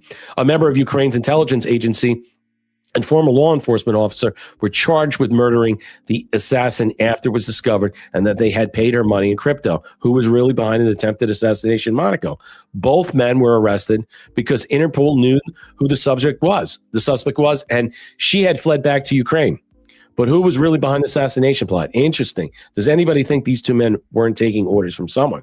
So if Lindsey had purposely betrayed Zelensky, here you go, Darlell, because you're asking the question, and targeted the Ukrainian drone factory for destruction, then Lindsey might be certainly might be in danger from retaliation. It's also a possibility that Russia killed Lindsey, considering that he was been one of the strongest voices, proponent against Putin in this war. And many good researchers are exposing the very public threats made against Lindsey from Alexander Dugin, who's a big supporter of Putin, and because of their shared belief in traditional Russian values. He has since deleted that post from his past. Remember, he was on Tucker Carlson speaking in that matter. Better kill this guy. He's a problem for Trump. The world would be better off without him. Wow. Does that automatically implicate Russia? No. I don't believe Alexander Dugin speaks for the Kremlin or has a close relationship to Putin. I could be wrong. But Dugin has a deep hatred for Ukraine, and after his daughter was killed by a car bomb. Our intelligence agencies suspect the connections to the Ukrainian government. Was Lindsey a threat to Russia? His rhetoric certainly has been. Remember this, Lindsey Graham said, the only way Russia's invasion of Ukraine ends is for somebody in Russia to take this guy out. In a statement on Twitter, the outspoken Republican asked if the Russian president has a Brutus who could take out Mr. Putin at the end of the war. So that happened in 2022, and even the Biden White House distanced itself from Lindsey's threats. See, Lindsey, man, he runs on the mumbo. Man, that guy said a lot of shit. He has espoused so much vitriol, hate, threats. Did Putin take the threat seriously? Has Russia been accused of assassinating enemies using heart attack-inducing drugs? Lindsey was at the NATO summit working with other senators. He was working with 4 senators to bring sanctions against countries purchasing oil and gas, purchasing Russian oil and gas. Is that a real threat to Russia? Haven't they already created a system outside of the SWIFT to avoid sanctions?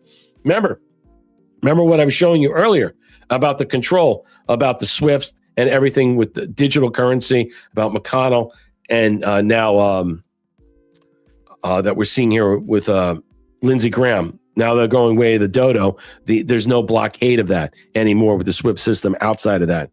So what's your thoughts about it? That's a pretty good one from Joe Lang. I liked it. And that probably sums up some of your questions that you were asking. Trusty Turnham, gift of the cookie, Brett. Have you seen pics of Erica Kirk, the wife of Florida Governor Claude Kirk? Resemblance? Yeah, it's uncanny. Yeah, the WLT report put that out. I'll have to go find that. I saw that. I didn't. It's just, I kind of avoid, Trusty, I kind of avoid covering a lot of her because it's too hot to handle, too cold to hold. I'm focused on the Charlie Kirk assassination trial, Tyler Robinson. I focus on that more and where that leads to. I do have it. I'll find that. I think I have it in Telegram. They're all get to the can. Wait a minute. Lindsey took a cell phone into the secret drone plant. Yep. Well, there you go. That's that. I don't know what that means in some way. All right, let's move on. So everybody knows that she's now the I don't want to play it. I mean, basically, you had Governor McMaster come out, introduce her. So speak highly of Lindsey. I don't think you want to hear that. It really doesn't matter. So Derek Evans puts this out. Trump recommends Lindsey Graham's sister to serve as interim senator. What the fuck? U.S. Senate is not some charity. Used to make people feel good. This is the dang U.S. Senate, one of the most powerful groups. After that, what want to prove and conserve? Look, all these people. You know what? Let me just say this. I don't disagree. I don't disagree at all. But the process is the process. The 17th Amendment allows 45 states, 45 governors to appoint inside the 17th Amendment. It says, shall appoint in case of death and other things. It does. It outlines that. There's only 5 states that doesn't. So everybody that's hyperbolic, everybody's flipping out. They don't know the fucking law. They don't. I don't like it either. But change the law then. And this person is only going to fill out the term until January of 2027. There's an actual runoff, a primary challenge, another one, August 11th. And then that winner from that day will run against the Democrat in November. So it's not like they're just whatever. This was the right pick to do at the right time in some way to fill the shoes. And, the Democrats do it all the time. This happens all the time. Hell, the Democrats have 2 illegitimate senators. I don't hear anybody bitching about that. Oh, they will be. Well, let's listen to this. May, so this is not a dig at her by any means, but can somebody please tell me why this is a wonderful idea to appoint Lindsey Graham's sister to fill his seat in the interim here? Like, the U.S. Senate is not a charity. This is not like a feel-good situation. Like, this is the entire country, really the free world. No. For what? Because she's Lindsey Graham's sister and she's mourning, and this might make her feel some sort of way. F that, man. That's not what I'm here for. No. Absolutely. And a lot of these people are saying, well, why don't we put in former Governor Nikki Haley or put in Nancy Mace? They're already all this in some way. Or, Pam Ebbett, the lieutenant governor, and all these different things. And you notice how a lot of people are like very uncomfortable about this. But it was President Trump who suggested this. So I'm starting to see more and more people come out because President Trump suggested it to McMaster. McMaster didn't have to listen to President Trump, but he did. Is that coordinated? Absolutely. And why? She's only going to be there for 5.5 months, towing a line for what most likely Lindsey voted for or stood for, whatever the hell that is, or whatever they want her to do. Consider that. He is right. Just because Trump's so, it's okay. Look, I'm not arguing that. But Casey Snowman, you got to understand the laws. You got to understand the rules of the game. The rules of the game are this. There is a 17th Amendment, okay? And that was enacted in 1918? It needs to be removed. It needs to be what? They need to overturn that in some way. There must be a constitutional amendment to what? Take that down. And that constitutional amendment grants, okay, governors that allow to take the power away from state legislatures to appoint senators. Only 5 states have it. Kentucky's one of them. Okay? Because they wrote, what they did was the state legislature took it away from Bashir. They voted to do that. You can have that, and 5 other states have done the same thing. So it's not like it can't happen. South Carolina hasn't done that. South Carolina state legislatures could easily say, you know what? We're going to have an amendment. We're going to pass a law to bifurcate this. But they didn't choose to do it. It's a rhino state. I love Trump, but he may not be my king. I think there for myself. No, I agree. I understand it. But this is not about Trump. This is about the 17th Amendment. Okay? That was put in place in 14, 18? Look at the date that was. When they had 2 senators that died. So consider that. Not much we could do about it. I mean, we can easily overturn constitutional amendment. We should be overturning the 14th Amendment, but you're not going to get 3/4 of the United States state legislatures and 2/3 of the House and the Senate to overturn what we just saw with birthright citizenship. I think that's going back into play very soon, and I'll cover that real quick. But let's be honest, this is how it works. This is the game. This is how the laws act. The president, the governors have control of their state. They get to choose and pick. Each state is different on how they do it, but most likely, overwhelmingly, 45 states control that power. And that is what it is. I mean, it's sad in some way that we've reached this point. I'm going to show you something else that this is being thrown out there. There's a lot of stuff about this in some way. They're trying to sell you who Darlene is in some way, or sell you a comfortable, let's just say, a variant view of Lindsey Graham. At least she's doing it from her perspective as her brother. We don't know what happened to this guy, how bad he was captured, who he was really. We don't know. We don't know in some way. All he knows that him and John McCain helped overthrow a coup d'etat in Ukraine. In some way, they assisted on that. They were involved in it. We don't know how far it went. We don't know if Lindsey Graham was off the hook of that in some way. But again, the guy was all over the place, and I don't really care that he's gone. I don't. But they're trying to sell you a very soft side to him in some way. You notice that? Whatever. Lindsey knows what it feels like to lose everything at a young age. Our mom got cancer and passed away. And about 1.5 years later, we lost our dad too. I was just a kid. I remember that day, Lindsey came running in and just grabbed me up and hugged me. And he was like, "I am so sorry." He said, "But it's going to be okay. I'm going to take care of you." And he did. He's always been there for me, no matter what. And it's the same with the people of South Carolina. He works so hard every day. He's passionate about helping people. And you will never find anybody else that cares more and works harder for this state than he does. Lindsey's heart is South Carolina. So they're selling you his side to her, so the South Carolinians can see that for her. I don't know what's going to happen. I mean, they're going to get a new senator one way or another.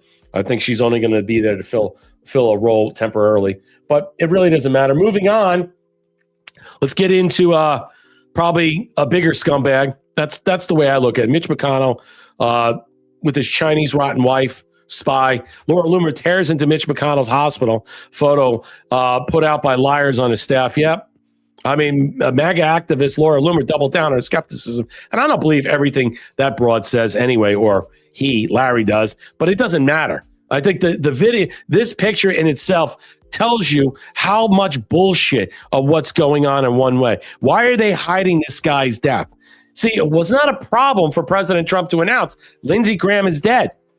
Why? It was so easy. You know what I'm saying? He announced it. They announced it. Why are they hiding Mitch McConnell's health status on Sunday, claiming Republicans? Do you understand that? This is part of the MacGuffin that I was talking about. All right. The fact that Lindsey Graham's death overshadows Mitch McConnell, then you could see the clear discrepancy. Why put his death out there immediately when it happened Saturday morning in the wee hours, whenever that was? But yet, we're still going back to June 14th to figure out about this fucking guy. Why is that? It's a very odd thing, but you can understand how rotten and corrupt these people are. The people that are in his office, that his staff, all right? Elaine Chao, who's a Chinese fucking spy, no doubt about it. Sunday, McConnell's office released a photograph showing the senator in a hospital. Accompanying the image was a lengthy statement in which McConnell reassured Kentuckians that he was recovering, saying he's been hospitalized after this. Bullshit. Why not have a live video? Show us a fucking body. Loomer lashed out on X, calling it bullshit, claiming the newspaper McConnell's holding up was AI generated, and it was. Why does the next newspaper, McConnell stuff, claim to look like AI generated? This is such bullshit. His staff are, and I'll show it to you in a second. The MAGA activist questioning the post was met with immediate pushback online. See, that's the point. No one's questioning about Lindsey Graham and stuff. They're asking why you got a lot of these FBI agents at his house. But his death was immediately reported. Again, you have over a month now, and people are like, what's going on? Why is it that you're hiding this fucking guy? Other users responded by posting the images of the copies of the post. All right. Readers add context. They thought that people might know. Today's Washington Post. That's the thing. The bot appeared by referring to an early fake image showing McConnell hooked up to life support equipment. Grok later corrected its response, clarifying that McConnell's image alongside wife was not reported as AI generated. Goes on, and I'll show you. But the actual image was proven to be AI generated. And I'll put this up. I mean, honestly, this is basically what we're looking at. And I notice how people are putting in their own image. This is funny. You know, she's wearing her little Chinese spy thing, the geisha girl. It's funny, but the image was of them in the hospital. And they have all these memes of him dancing around and all this stuff. Look, the mere fact there is nothing there to showcase that his viability, okay, his proof of life is as real as you and I, as me talking to you right now. They can't even put that out. Shows you how sad the situation is. He's either really gone or he's incapacitated. He's a vegetable. He's broccoli. I mean, it doesn't matter. It doesn't matter. But again, you're showing the distinction between these two. Why hide McConnell but not hide what we're seeing right now? Why hide that? Why not hide Lindsey Graham? Why didn't they hide Lindsey Graham? You know, that's a good point that you should all think about. Why was it they didn't? All right. In some way. Was it because it was Trump's friend in some way? Probably. That's, McConnell gave us a statement. Yeah, McConnell didn't give anything a statement. All right. McConnell didn't give a statement. His office gave a fake statement, fake AI stuff. It doesn't exist. So here it is. The Glockford Files put this out. A uniparty cult really stepped in, putting it out. Obviously, fake proof of life photo. It proves how desperate the rhinos and Democrats of the uniparty cult are holding on to power to continue to block securing elections. And that's what it's about. Yes, Alita, the Save America Act. It's truly disgusting to witness it. It's like our country is being hostage by these corrupt globalists. Let's listen a little bit about this. Okay, the picture on the left is what they provided today as proof of life of Mitch McConnell. On the right is Mitch McConnell, like 2 months ago, back in May of 2026.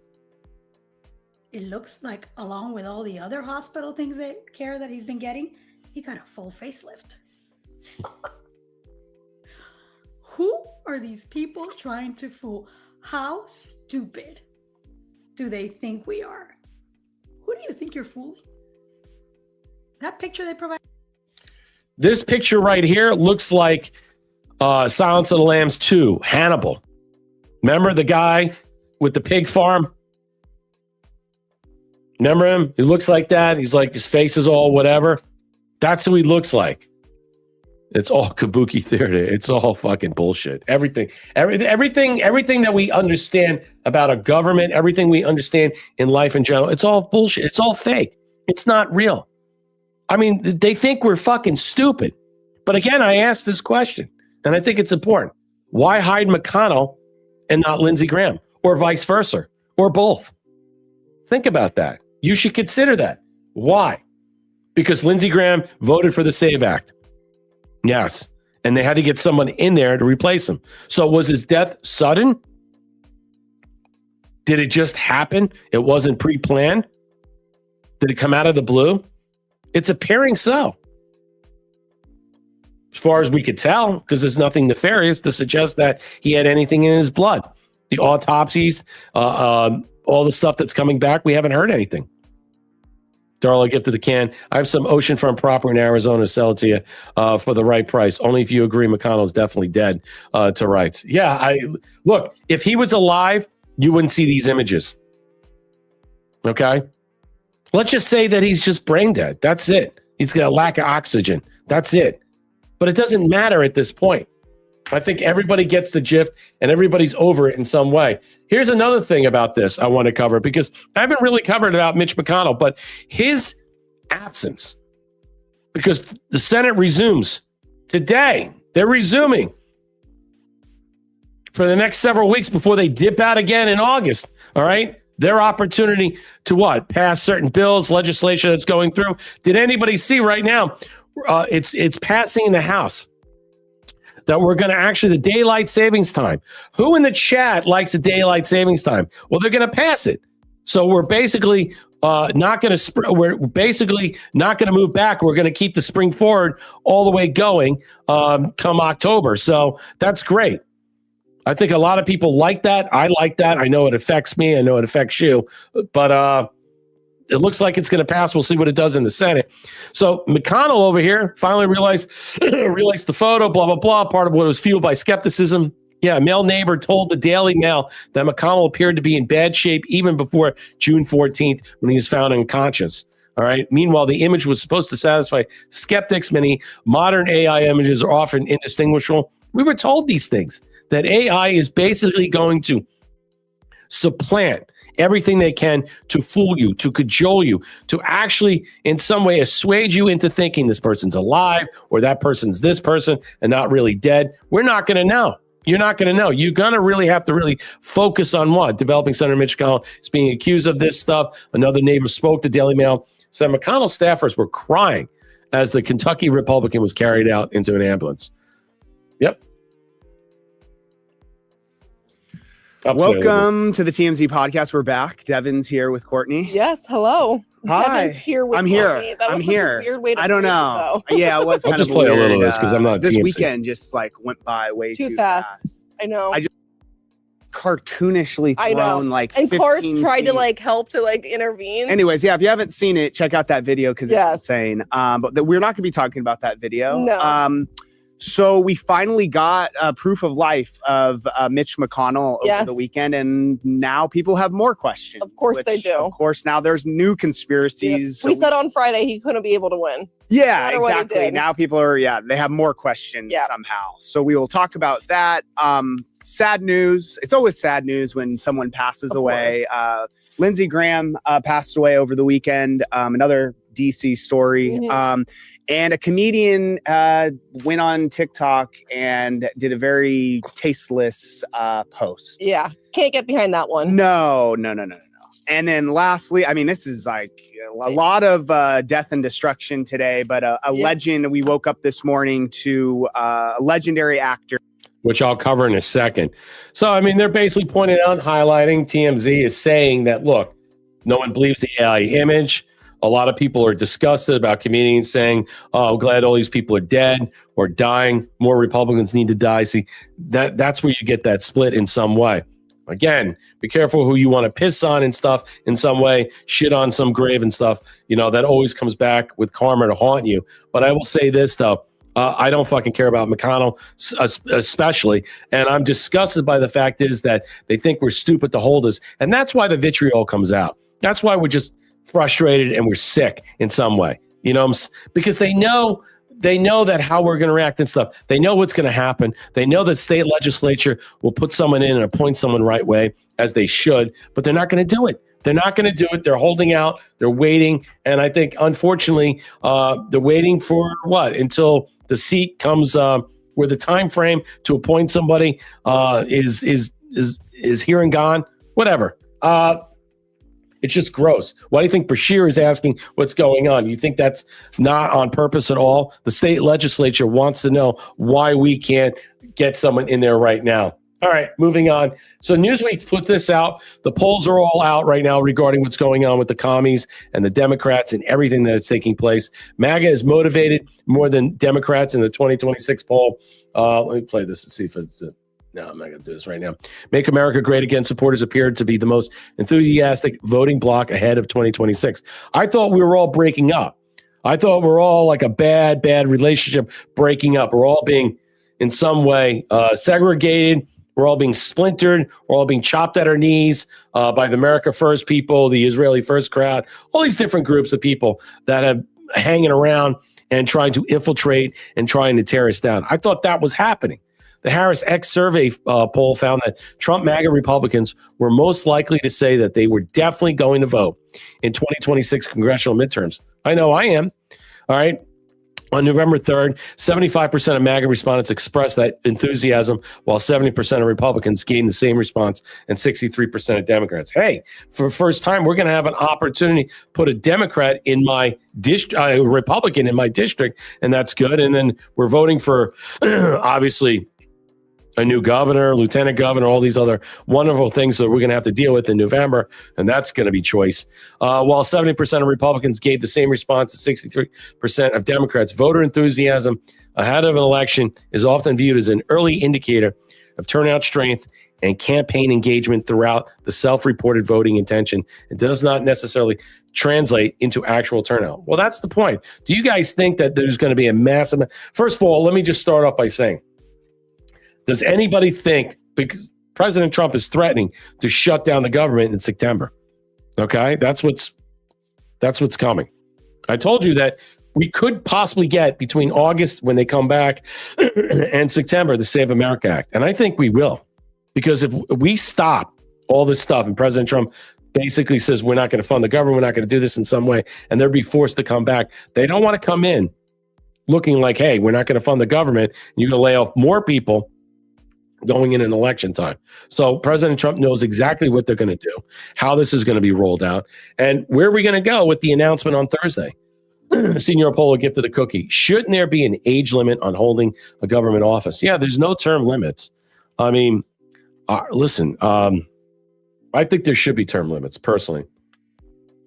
Some people don't think that's necessary. But again, we get into these types of situations where people are just so crotchety old. They become 100 years old. And then you get into the Disability Act. Then you get into ageism and all this stuff. But, I mean, honestly, term limits really sets the bar. But I just don't know if we're going to do it. I just don't know if we have the will. I mean, does anybody want to term themselves out of a job? Probably not. Just realized I only have 3 beers left. You know what? I don't know if there's a will. I know the people want one. The people want it, but I don't think there's a will for them. I mean, look how the Senate. I mean, this is a good example of why you need term limits. I don't know if we're going to get this. They're going to sneak this in a bill. I mean, you have other things that are going on with the National Defense Authorization Act, where they're trying to put Israel and the United States and Department of War together on some joint thing. I don't think that's going to pass, but that's what they're discussing right now. Yeah, and on vacation. It's always on vacation. All right, here's the thing that's really blowing things up. This is what happened over the weekend. Again, so you had more distractions. Again, I told you about the MacGuffin, about how the plot of what Hitchcock said, that there's always something there to distract you. The device, the story in the film that motivates the characters and drives a narrative that moves it into a different direction. Here's one right now that's driving the direction into Thursday's presidential speech at 9:00, addressing the nation. FBI floods Fulton County, Georgia, with over 200 agents in a massive, this was a day ago, probe into stolen elections. This happened on Saturday. Well, let's play a little bit of this. From the FBI reveals just how much manpower the agency is calling on to investigate the 2020 election in Fulton County. Hundreds of agents have been assigned to the case with a mysterious July 17th deadline. Yeah, July 17th. So Atlanta News First political reporter Doug Weirden is live for us outside the county government center in downtown Atlanta. July 17th. Doug, what happens then? That's the mystery, guys. The memo doesn't explicitly say, but it does say that over 260 FBI personnel will be coming here to Fulton County to review hundreds and hundreds of documents tied to that January seizure of ballots from the 2020 election. It is by far the clearest picture of the scope of this investigation that we have gotten to date.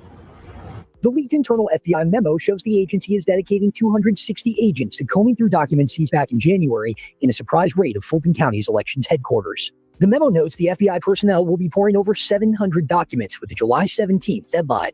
We don't really know what the July 17th deadline is about. It seems arbitrary, but because they put it out there, it feels like they will have to come out with something on the 18th. Fulton County Commissioner Dana Barrett, a Democrat, says the county should be prepared for anything, whether it be the FBI's potential findings or the announcement of criminal charges. There's a lot to still be concerned about. We can't let our guard down. On a recent episode of... See, they're freaking out. Yes, Go P. Mez on Rumble. That's a new name. Is Trump going to drop a bomb Thursday with his speech? Well, apparently I've covered that he's going to be with the FBI director, CIA director, Department of Homeland Security, Mark Main-Woolen, director. I mean, and I think there's Bill Pulte, OD&I, acting director. So if he drops that, let me just put it this way, and it showcases that the Georgia election was stolen, that would be enough automatically. The 11,000, I think it was 11,715 votes.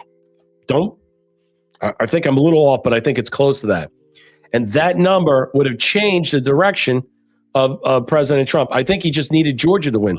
But either way, if Georgia was stolen and the 2 senators that got in there off of that, that's going to change everything. And then we're going to move into other things. Arizona, we had a similar thing happen there. So I don't know where this is going to go. A lot of people are saying we're going to go into a constitutional crisis. No, we're not. I think the Senate can easily do this. When they reveal this to the public, people will demand it. How Georgia's going to look at it, I don't know if it's going to be lawsuits and stuff in some way. The Senate and the president of the Senate, which is the vice president, they'll have to contend with this in some way. They'll have to deal with this. It's going to blow things up. Yeah, I want it to blow up on the 19th. We need the scare event. Well, that's it. This could be the scare event, and the 19th is the actual day when you consider that the trophy is going to be handed to the winner of the World Cup for the whole world to see. So there's something probably going to be in store. On the record, Fulton County Election Supervisor Nadine Williams declined to comment on the FBI's communication with her department over the case. Have you been communicated with at all about that? Well, that's pending litigation, so I'm not able to comment on that. The county did see a legal win this week. On Tuesday, a Trump-appointed judge threw out a Department of Justice subpoena seeking the personal information, names, phone numbers, even addresses for all of Fulton County's 2020 poll workers. To Commissioner Barrett, it says a lot. That they don't have free reign and free access to any data they want as it relates to elections. So I think this is a really good, maybe even a watershed moment in terms of changing where we go in this elections fight. Some election groups that still have concerns about the 2020 election were frustrated with the ruling, though. Garland Favorito, president of Voter GA, told us, quote, "It is obvious to most informed Georgians that Fulton County has been involved in an ongoing conspiracy. Given the potential criminal activity involved, the court's ruling currently stands as a threat to the rights of every Georgia voter, and we expect the DOJ to appeal it." No, they can appeal it. Are these people going to be arrested? If they acted in concert with the executive order 13848 and the executive order 13818, and then multiple other things in place, laws on the books, conspiracy to conspire this with foreign people or what have you, are we going to look at arrest in some way? What's going to come from this? So stay tuned. I'll probably be covering every day this week because you can't take your eyes off this, and you got to be, I think we should be all, let's just say, watching what's happening because things are going to get really, really hairy. And I think that the closer we get to President Trump explaining this, breaking this down, the closer we're going to get to. We don't even know if arrests are going to happen in some way. Is this going to be litigious? Is this going to go to Supreme Court? Where does this go? How is the Senate going to deal with this? Is that what we're going to see? We're going to see how effective the Senate is in some way. Will they be able to take this up? I don't know. So here's someone else who died today. Another sudden and unexpected death. The beloved Sam Neill from Jurassic Park, Event Horizon, many other movies that he was in. Although he battled cancer in recent years, his family confirmed he was cancer-free. Meant sadness that the Wanua family of Sam Neill shared the news of his passing. He's Australian on Monday, the 13th in Sydney. Sam was surrounded by family, passed with dignity. It's characterized his whole life, but it was sudden and unexpected. The loss was sudden and unexpected, but he was surrounded by family and passed with dignity. Does that make any sense? So if it's sudden and unexpected, they didn't think he was going to die, but yet the family was all there and he remained cancer-free. Neil's family went on to express their deepest gratitude to the staff at St. Vincent's Private Hospital and their incredible care. Neil's death comes just 2 months after he announced that he was cancer-free. I mean, this guy has been in a lot of movies. There it is, the piano, The Hunt for Red October. Remember that? Portable door, the piano. He was in another movie. There was another movie I liked. I don't know. What's your thoughts about it? Sudden and unexpected death. Makes you wonder, right? You know, makes you wonder why. I'm not trying to compare that to anything. Here's a problem that we're facing right now. There's a growing resistance of people out there who are now, let's just say, pushing this theory in some way. Again, continuing the rhetoric that President Trump was not assassinated. And with what we just saw recently in Turkey and then going to the UK, this is jumping up. Yeah, The Hunt for Red October is good. Yep. Yeah, he was in Twister. Okay. There was another movie, Gnaw Dog, that he was in I liked. I think it was some magician movie or magic movie, and I can't think. Tim Dillon says he wants President Trump to come clean and admit to the world he staged the assassination attempt at Butler. I mean, you know what? You know what I find in some way, which is disgusting? And I say it because there's no evidence to suggest that he did that or did not. We saw it. I watched it. I streamed it live. I was covering for 5 hours. What I find it gross is that there are people that were injured and one person died. And I think that is a very low blow to suggest that this wasn't real. And apparently the shooter is dead himself. But yes, there are a lot of questions that we don't know about. But this continued rhetoric of people like this are finding themselves more and more engaged of undercutting this administration. We're basically looking like bigger fools. Look, we all have questions. The FBI shut it down. Okay? Whether it's under the direction of President Trump or not, there are other people that were involved in this. Again, there are many questions. But to suggest that it didn't happen and someone didn't die, that's bothersome to me. If you're the family of Corey Compouture, all right, you should be disgusted with this in some way. Don't care if he staged the assassination attempt at Butler. I don't care. I don't care, and I think he should admit it. I think he should admit it. I should change the subject.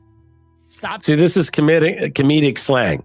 He's trying to be funny in some way, but he appeals to a certain audience who basically don't believe that thing was on the up and up. Talking about Iran, just admit you staged it in Butler. It was the heat of the campaign. People do crazy things in campaigns. I think, I'm speaking just for myself, I will not think less of you if you admit to staging and faking the assassination attempt in Butler, Pennsylvania. I will be impressed by the level of coordination. Explain to us how you did it. Kind of like those David Copperfield behind that. And I know that David Copperfield had some Epstein links. Folks, that's neither here nor there. I'm trying to explain the way a magician will show you how they do their trick. I think Donald Trump should do a 1-hour special on Barry Weiss's CBS News.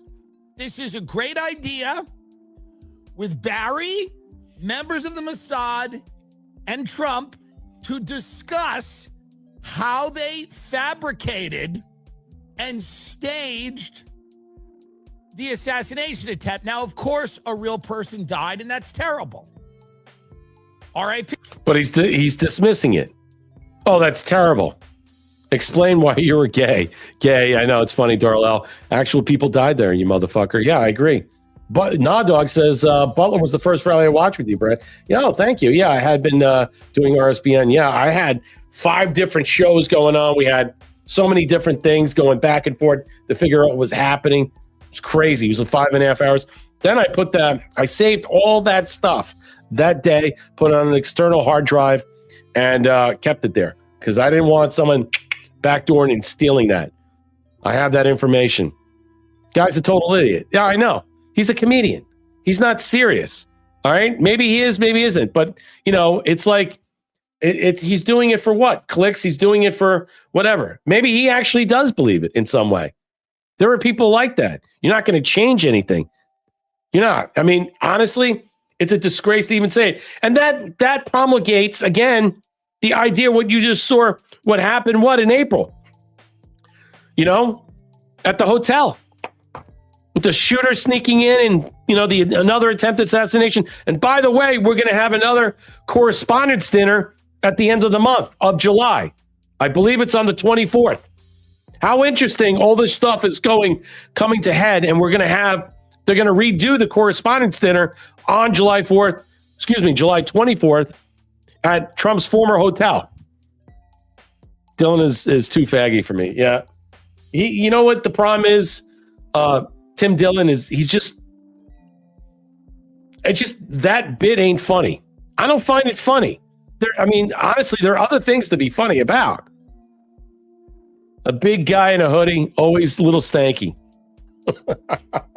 Yeah, look, I find it just, I just find it insulting. And he's like, yeah, if someone died, I'm sorry about it. No, you're not. You're insulting the veracity of his own death. Why don't you do a show about, do you think Lindsey Graham is really dead? Some people think that he's hanging out with, Charlie Kirk in New Zealand at some island. I mean, honestly, that he was giving his way out. I mean, it's just crazy. Too much of a queen, yeah. But that's some of the stuff that's out there too that I don't bother to cover in some way. I don't even want to cover. Thank you, Thea, for the can. What you were saying, 719 gold pills. Need more gold pill love. Support the stream. Thank you, my friend. I appreciate that. Thank you, Thea, again. And Sean Joe, thank you for the cookie. Good to see you. All right, let me continue on. A couple more things and then we'll out of here. I wanted to show this on Friday, but I got into a big a lot of stuff, and I went off track, and I've lost track of time. This comes from Car Scoops. Has anybody seen this? Yeah, Valhalla, New Zealand, Alita. That's my point. He's there with Charlie Kirk and Elvis and whoever else is there. I don't know. Trump administration promotes mysterious freedom fuel network selling cheap gas. Have you seen this? I caught my eye this past weekend, and since we've been so dealing with other things, the shaky truce between the United States and Iran is seemingly falling apart as the American military struck over 80 targets. This was just on Friday or Saturday. As Iran targets commercial vessels transiting the Strait of Hormuz. Additional strikes are occurring as of this writing. President Trump has said the ceasefire is over, and this happened like Thursday or Friday. But I wanted to put this out on Friday. I saw this. Oil prices have jumped, blah, blah, blah. The average dropped nearly 600 points. National average price gasoline has also ticked up to $3.78. Yeah. So after causing gas prices to spike, Trump is now furious they aren't falling faster. Amid this background, the White House has announced, listen to this, the mysterious Freedom Fuel Network. Have you heard this? The first station opened up in Philadelphia recently and is selling gas for $3.47 to honor the 47th president. Accompanying video comes off the state. I don't think it, they blocked the video. Off as a state-sponsored propaganda, complete with praise for President Trump and a reference to fake news. But the Freedom Fuel Network lists 25 gas stations on the East Coast, many of them in Pennsylvania, but 5 are in New Jersey. Freedom Fuel has arrived. The first Freedom Fuel Network gas station has landed in Philadelphia, lowering the price at the pump for our 47th president. President Trump is leading the charge to lower gas prices. The website doesn't say who's behind it. Think about that. Or how they're able to sell gas so cheap. But a White House a spokesperson said they told CBS that the company is a private equity. And they went on to claim that the Trump administration is involved with Freedom Fuel Network and say they're not subsidizing with the Freedom Fuel, and they're not subsidizing. Instead, the White House is suggesting the group was able to lower prices by reducing profit margin. That still leaves plenty of questions, but the cheap gas won't last long given the war's back on. Have anybody heard about this station? Freedom Fuel Network. It's real. I looked it up. It is real. And they don't list who the private equity is. They don't understand. I mean, does the Trump administration, I mean, does the Trump sons or, does Barron own a bunch of gas stations? I mean, it's crazy. Does he own a bunch of gas stations? I mean, I don't know. Where is this coming from? Who owns these stations? You can't find out. But it's some equity fund that apparently is lower cost is showing you that you can have gas at this thing. Curious Cat in LA. You're in Long Beach, $5.59. It went up. You were at $4.80 last time. Filled up at BJ's Trusty Turnham. You're in Daytona. That's 3219. Aloha, Mom. Out in Washington State, 310. That's good for Washington. That's good. That's good. So you notice, though, as the water ticked up, it hasn't hit over 100 yet. And I think President Trump is also warning the speculators, the oil and gas hedge funders, all these people out there, be careful about what you're doing. We're watching, all right, for the gouging. And that's what they've been doing. It had nothing to do with President Trump, had nothing to do with anything, all right? It's about them and the control and power that they have to utilize this in some way. And we're also using our reserves to stretch us up to force the glut of oil. And now that we're going to take over the Hormuz and also control all the LNG and all this other stuff, and then we're going to sell it, all right, take the price, and also charge what? Tolling. I mean, that's fantastic. That's great. You can't beat that. Who doesn't want that? Give me more. Give me more. Why not? Fuck them. Who gives a shit? And you know what? They're also saving. I saw Bissett say this. The Treasury Secretary said, we're saving a lot of the money off some of the stuff that we're doing, that we're selling, so we could put it in some fund for the Iranian people when they eventually take over their country. You see how that does not get any publicity, doesn't get any notoriety, doesn't get anything. But Scott Bissett just said that the other day. They're putting this money in some money market account, growing the funds, so eventually the people will receive this when a new government is formed.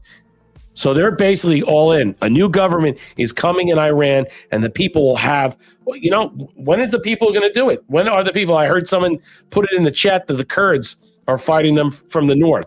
I don't know. Is that true? I haven't seen anything about it. No one's talking about it in some way. Well, here I mentioned daylight savings time.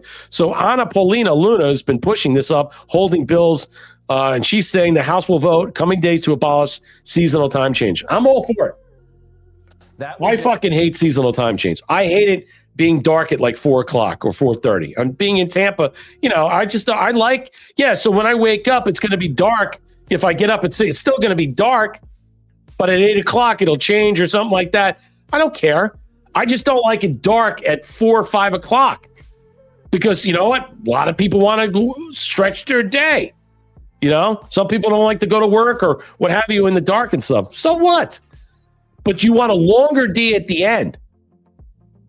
And the more vitamin D you have, the more viability you're out during the day, the better healthy you feel. Mentally, physically, consider that. There are a lot of benefits that outweigh this. I got to give Anna Paulina, who's holding this up, a lot of street cred on this. Make daylight savings time permanent. And Politico now reporting that the vote is meant to appease Florida Congresswoman Anna Paulina Luna, who's been holding up House business over the SAVE Act. Okay, where do you come down? All right, that's fine. It's going to get in the Senate. Now, it didn't pass the Senate last time. Question is, will it pass now? I think it's going to pass, and President Trump will sign it. Absolutely. I think it's a new day. This is a great thing. I like this time right here.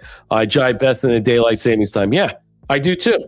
This is daylight savings time. It's forward, okay? So we don't jump back and lose an hour come October. That's typically when it was around Columbus Day. And I'm sick of that too.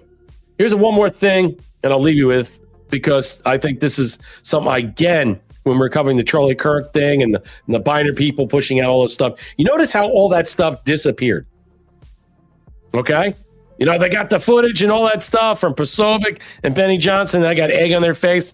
And a lot of people that were spreading that stuff, that were covering it 24 hours, good luck with you. Because you're spreading bullshit and propaganda. Why would you ever believe anybody from that Jack Posobiec elk? J.D. Vance went down the Charlie Kirk rabbit hole that alarmed his wife. Listen to this. And I didn't get a chance. After conservative activist Charlie Kirk was shot and killed in September, Vice President J.D. Vance got lost in conspiracy theories. Interesting. That's what the New York Times journalists Jonathan Swan and Maggie Haberman, maggot, wrote in the new book Regime Change, which looked at the internal workings of President Trump. It looked at the internal workings of President Trump's 2024 presidential campaign. And the first year of his second term in office, the pair mentioned how Vance describes himself as a doomer who's always latching onto the most negative possibilities. And after Kirk, who Vance considered one of his friends, was killed, the vice president went off at deep end. Vance's instincts told him that there was a larger plot behind the murder. Wow. Swan and Haberman wrote, he went down countless online rabbit holes, becoming so consumed by the videos and the theories that his wife Usha told him she was worried about him. The new revelation is worrying. Vance is the immediate successor to the presidency, and if anything happens to President Trump, who has visible health problems, besides that, Trump has reportedly chosen Vance as a successor to run. All right, yes and no. Until he puts his hand on that, future presidents should not be diving into internet conspiracy theories and YouTube rabbit holes, and vice presidents should not have that much time on their hand. How is Vance able to get into the weeds with his position? While he didn't create a specific policy portfolio, he has taken on some important duties, helping with peace negotiations and Iran representing the U.S. I think it's funny that they push that narrative in some way to call him a conspiracy theorist in some way. All they're doing is, let me just tell you right now, there's a certain group of people that like J.D. Vance, and he's going to get a huge swath of the vote if he decides to run, because a lot of people like that. They like a certain thing about him. And that's what's appealing. Aloha, Mom, donating 500 gold pills. Crossing the finish line. Well, thank you so much. Where is this here right now? I don't think anybody saw this. Oh, this is funny. So President Trump goes on, what's that show? What's his name? Here it is. You'll see this guy. He's not really, on the Salem News Channel. I forget this guy's name. I can tell you right now, he's not a Trump supporter. He's always critical of Trump. But he goes on there. President Trump reveals he might moderate a 2028 presidential debate. This is funny. Listen to this shit. Mr. President, you run. I forget this guy's name. Hugh Hewitt. That's his name, Hugh Hewitt. 2028. Do you think there ought to be one? Yeah. Do you think there ought to be one, many, or a lot of debates? And would you moderate one or more of those debates? I'd sort of like to do that. Nobody gave me that one. You always have a unique way. I'd love to do it. I'm sure the Democrats would be thrilled, but I would certainly moderate. You're talking the debate between a Republican and a Democrat. Oh yeah, because the numbers would go through the ceiling. We'd get 100 million people, and you'd ask them about Iran. Yeah, I get good numbers. No, I like the idea about this. I would absolutely do it. Now find a Democrat that's going to do it. I always complain when that loser from ABC did the debate, and he was so biased, and it was him and an unknown woman, but it was a radical left person. And I said, well, wait a minute, this is 2.5 against 1. They said, who's the half? I said, can you imagine? So he goes on Hugh Hewitt and he asked them, would you debate would you be the moderator in the debate for can you imagine that? How funny that would be?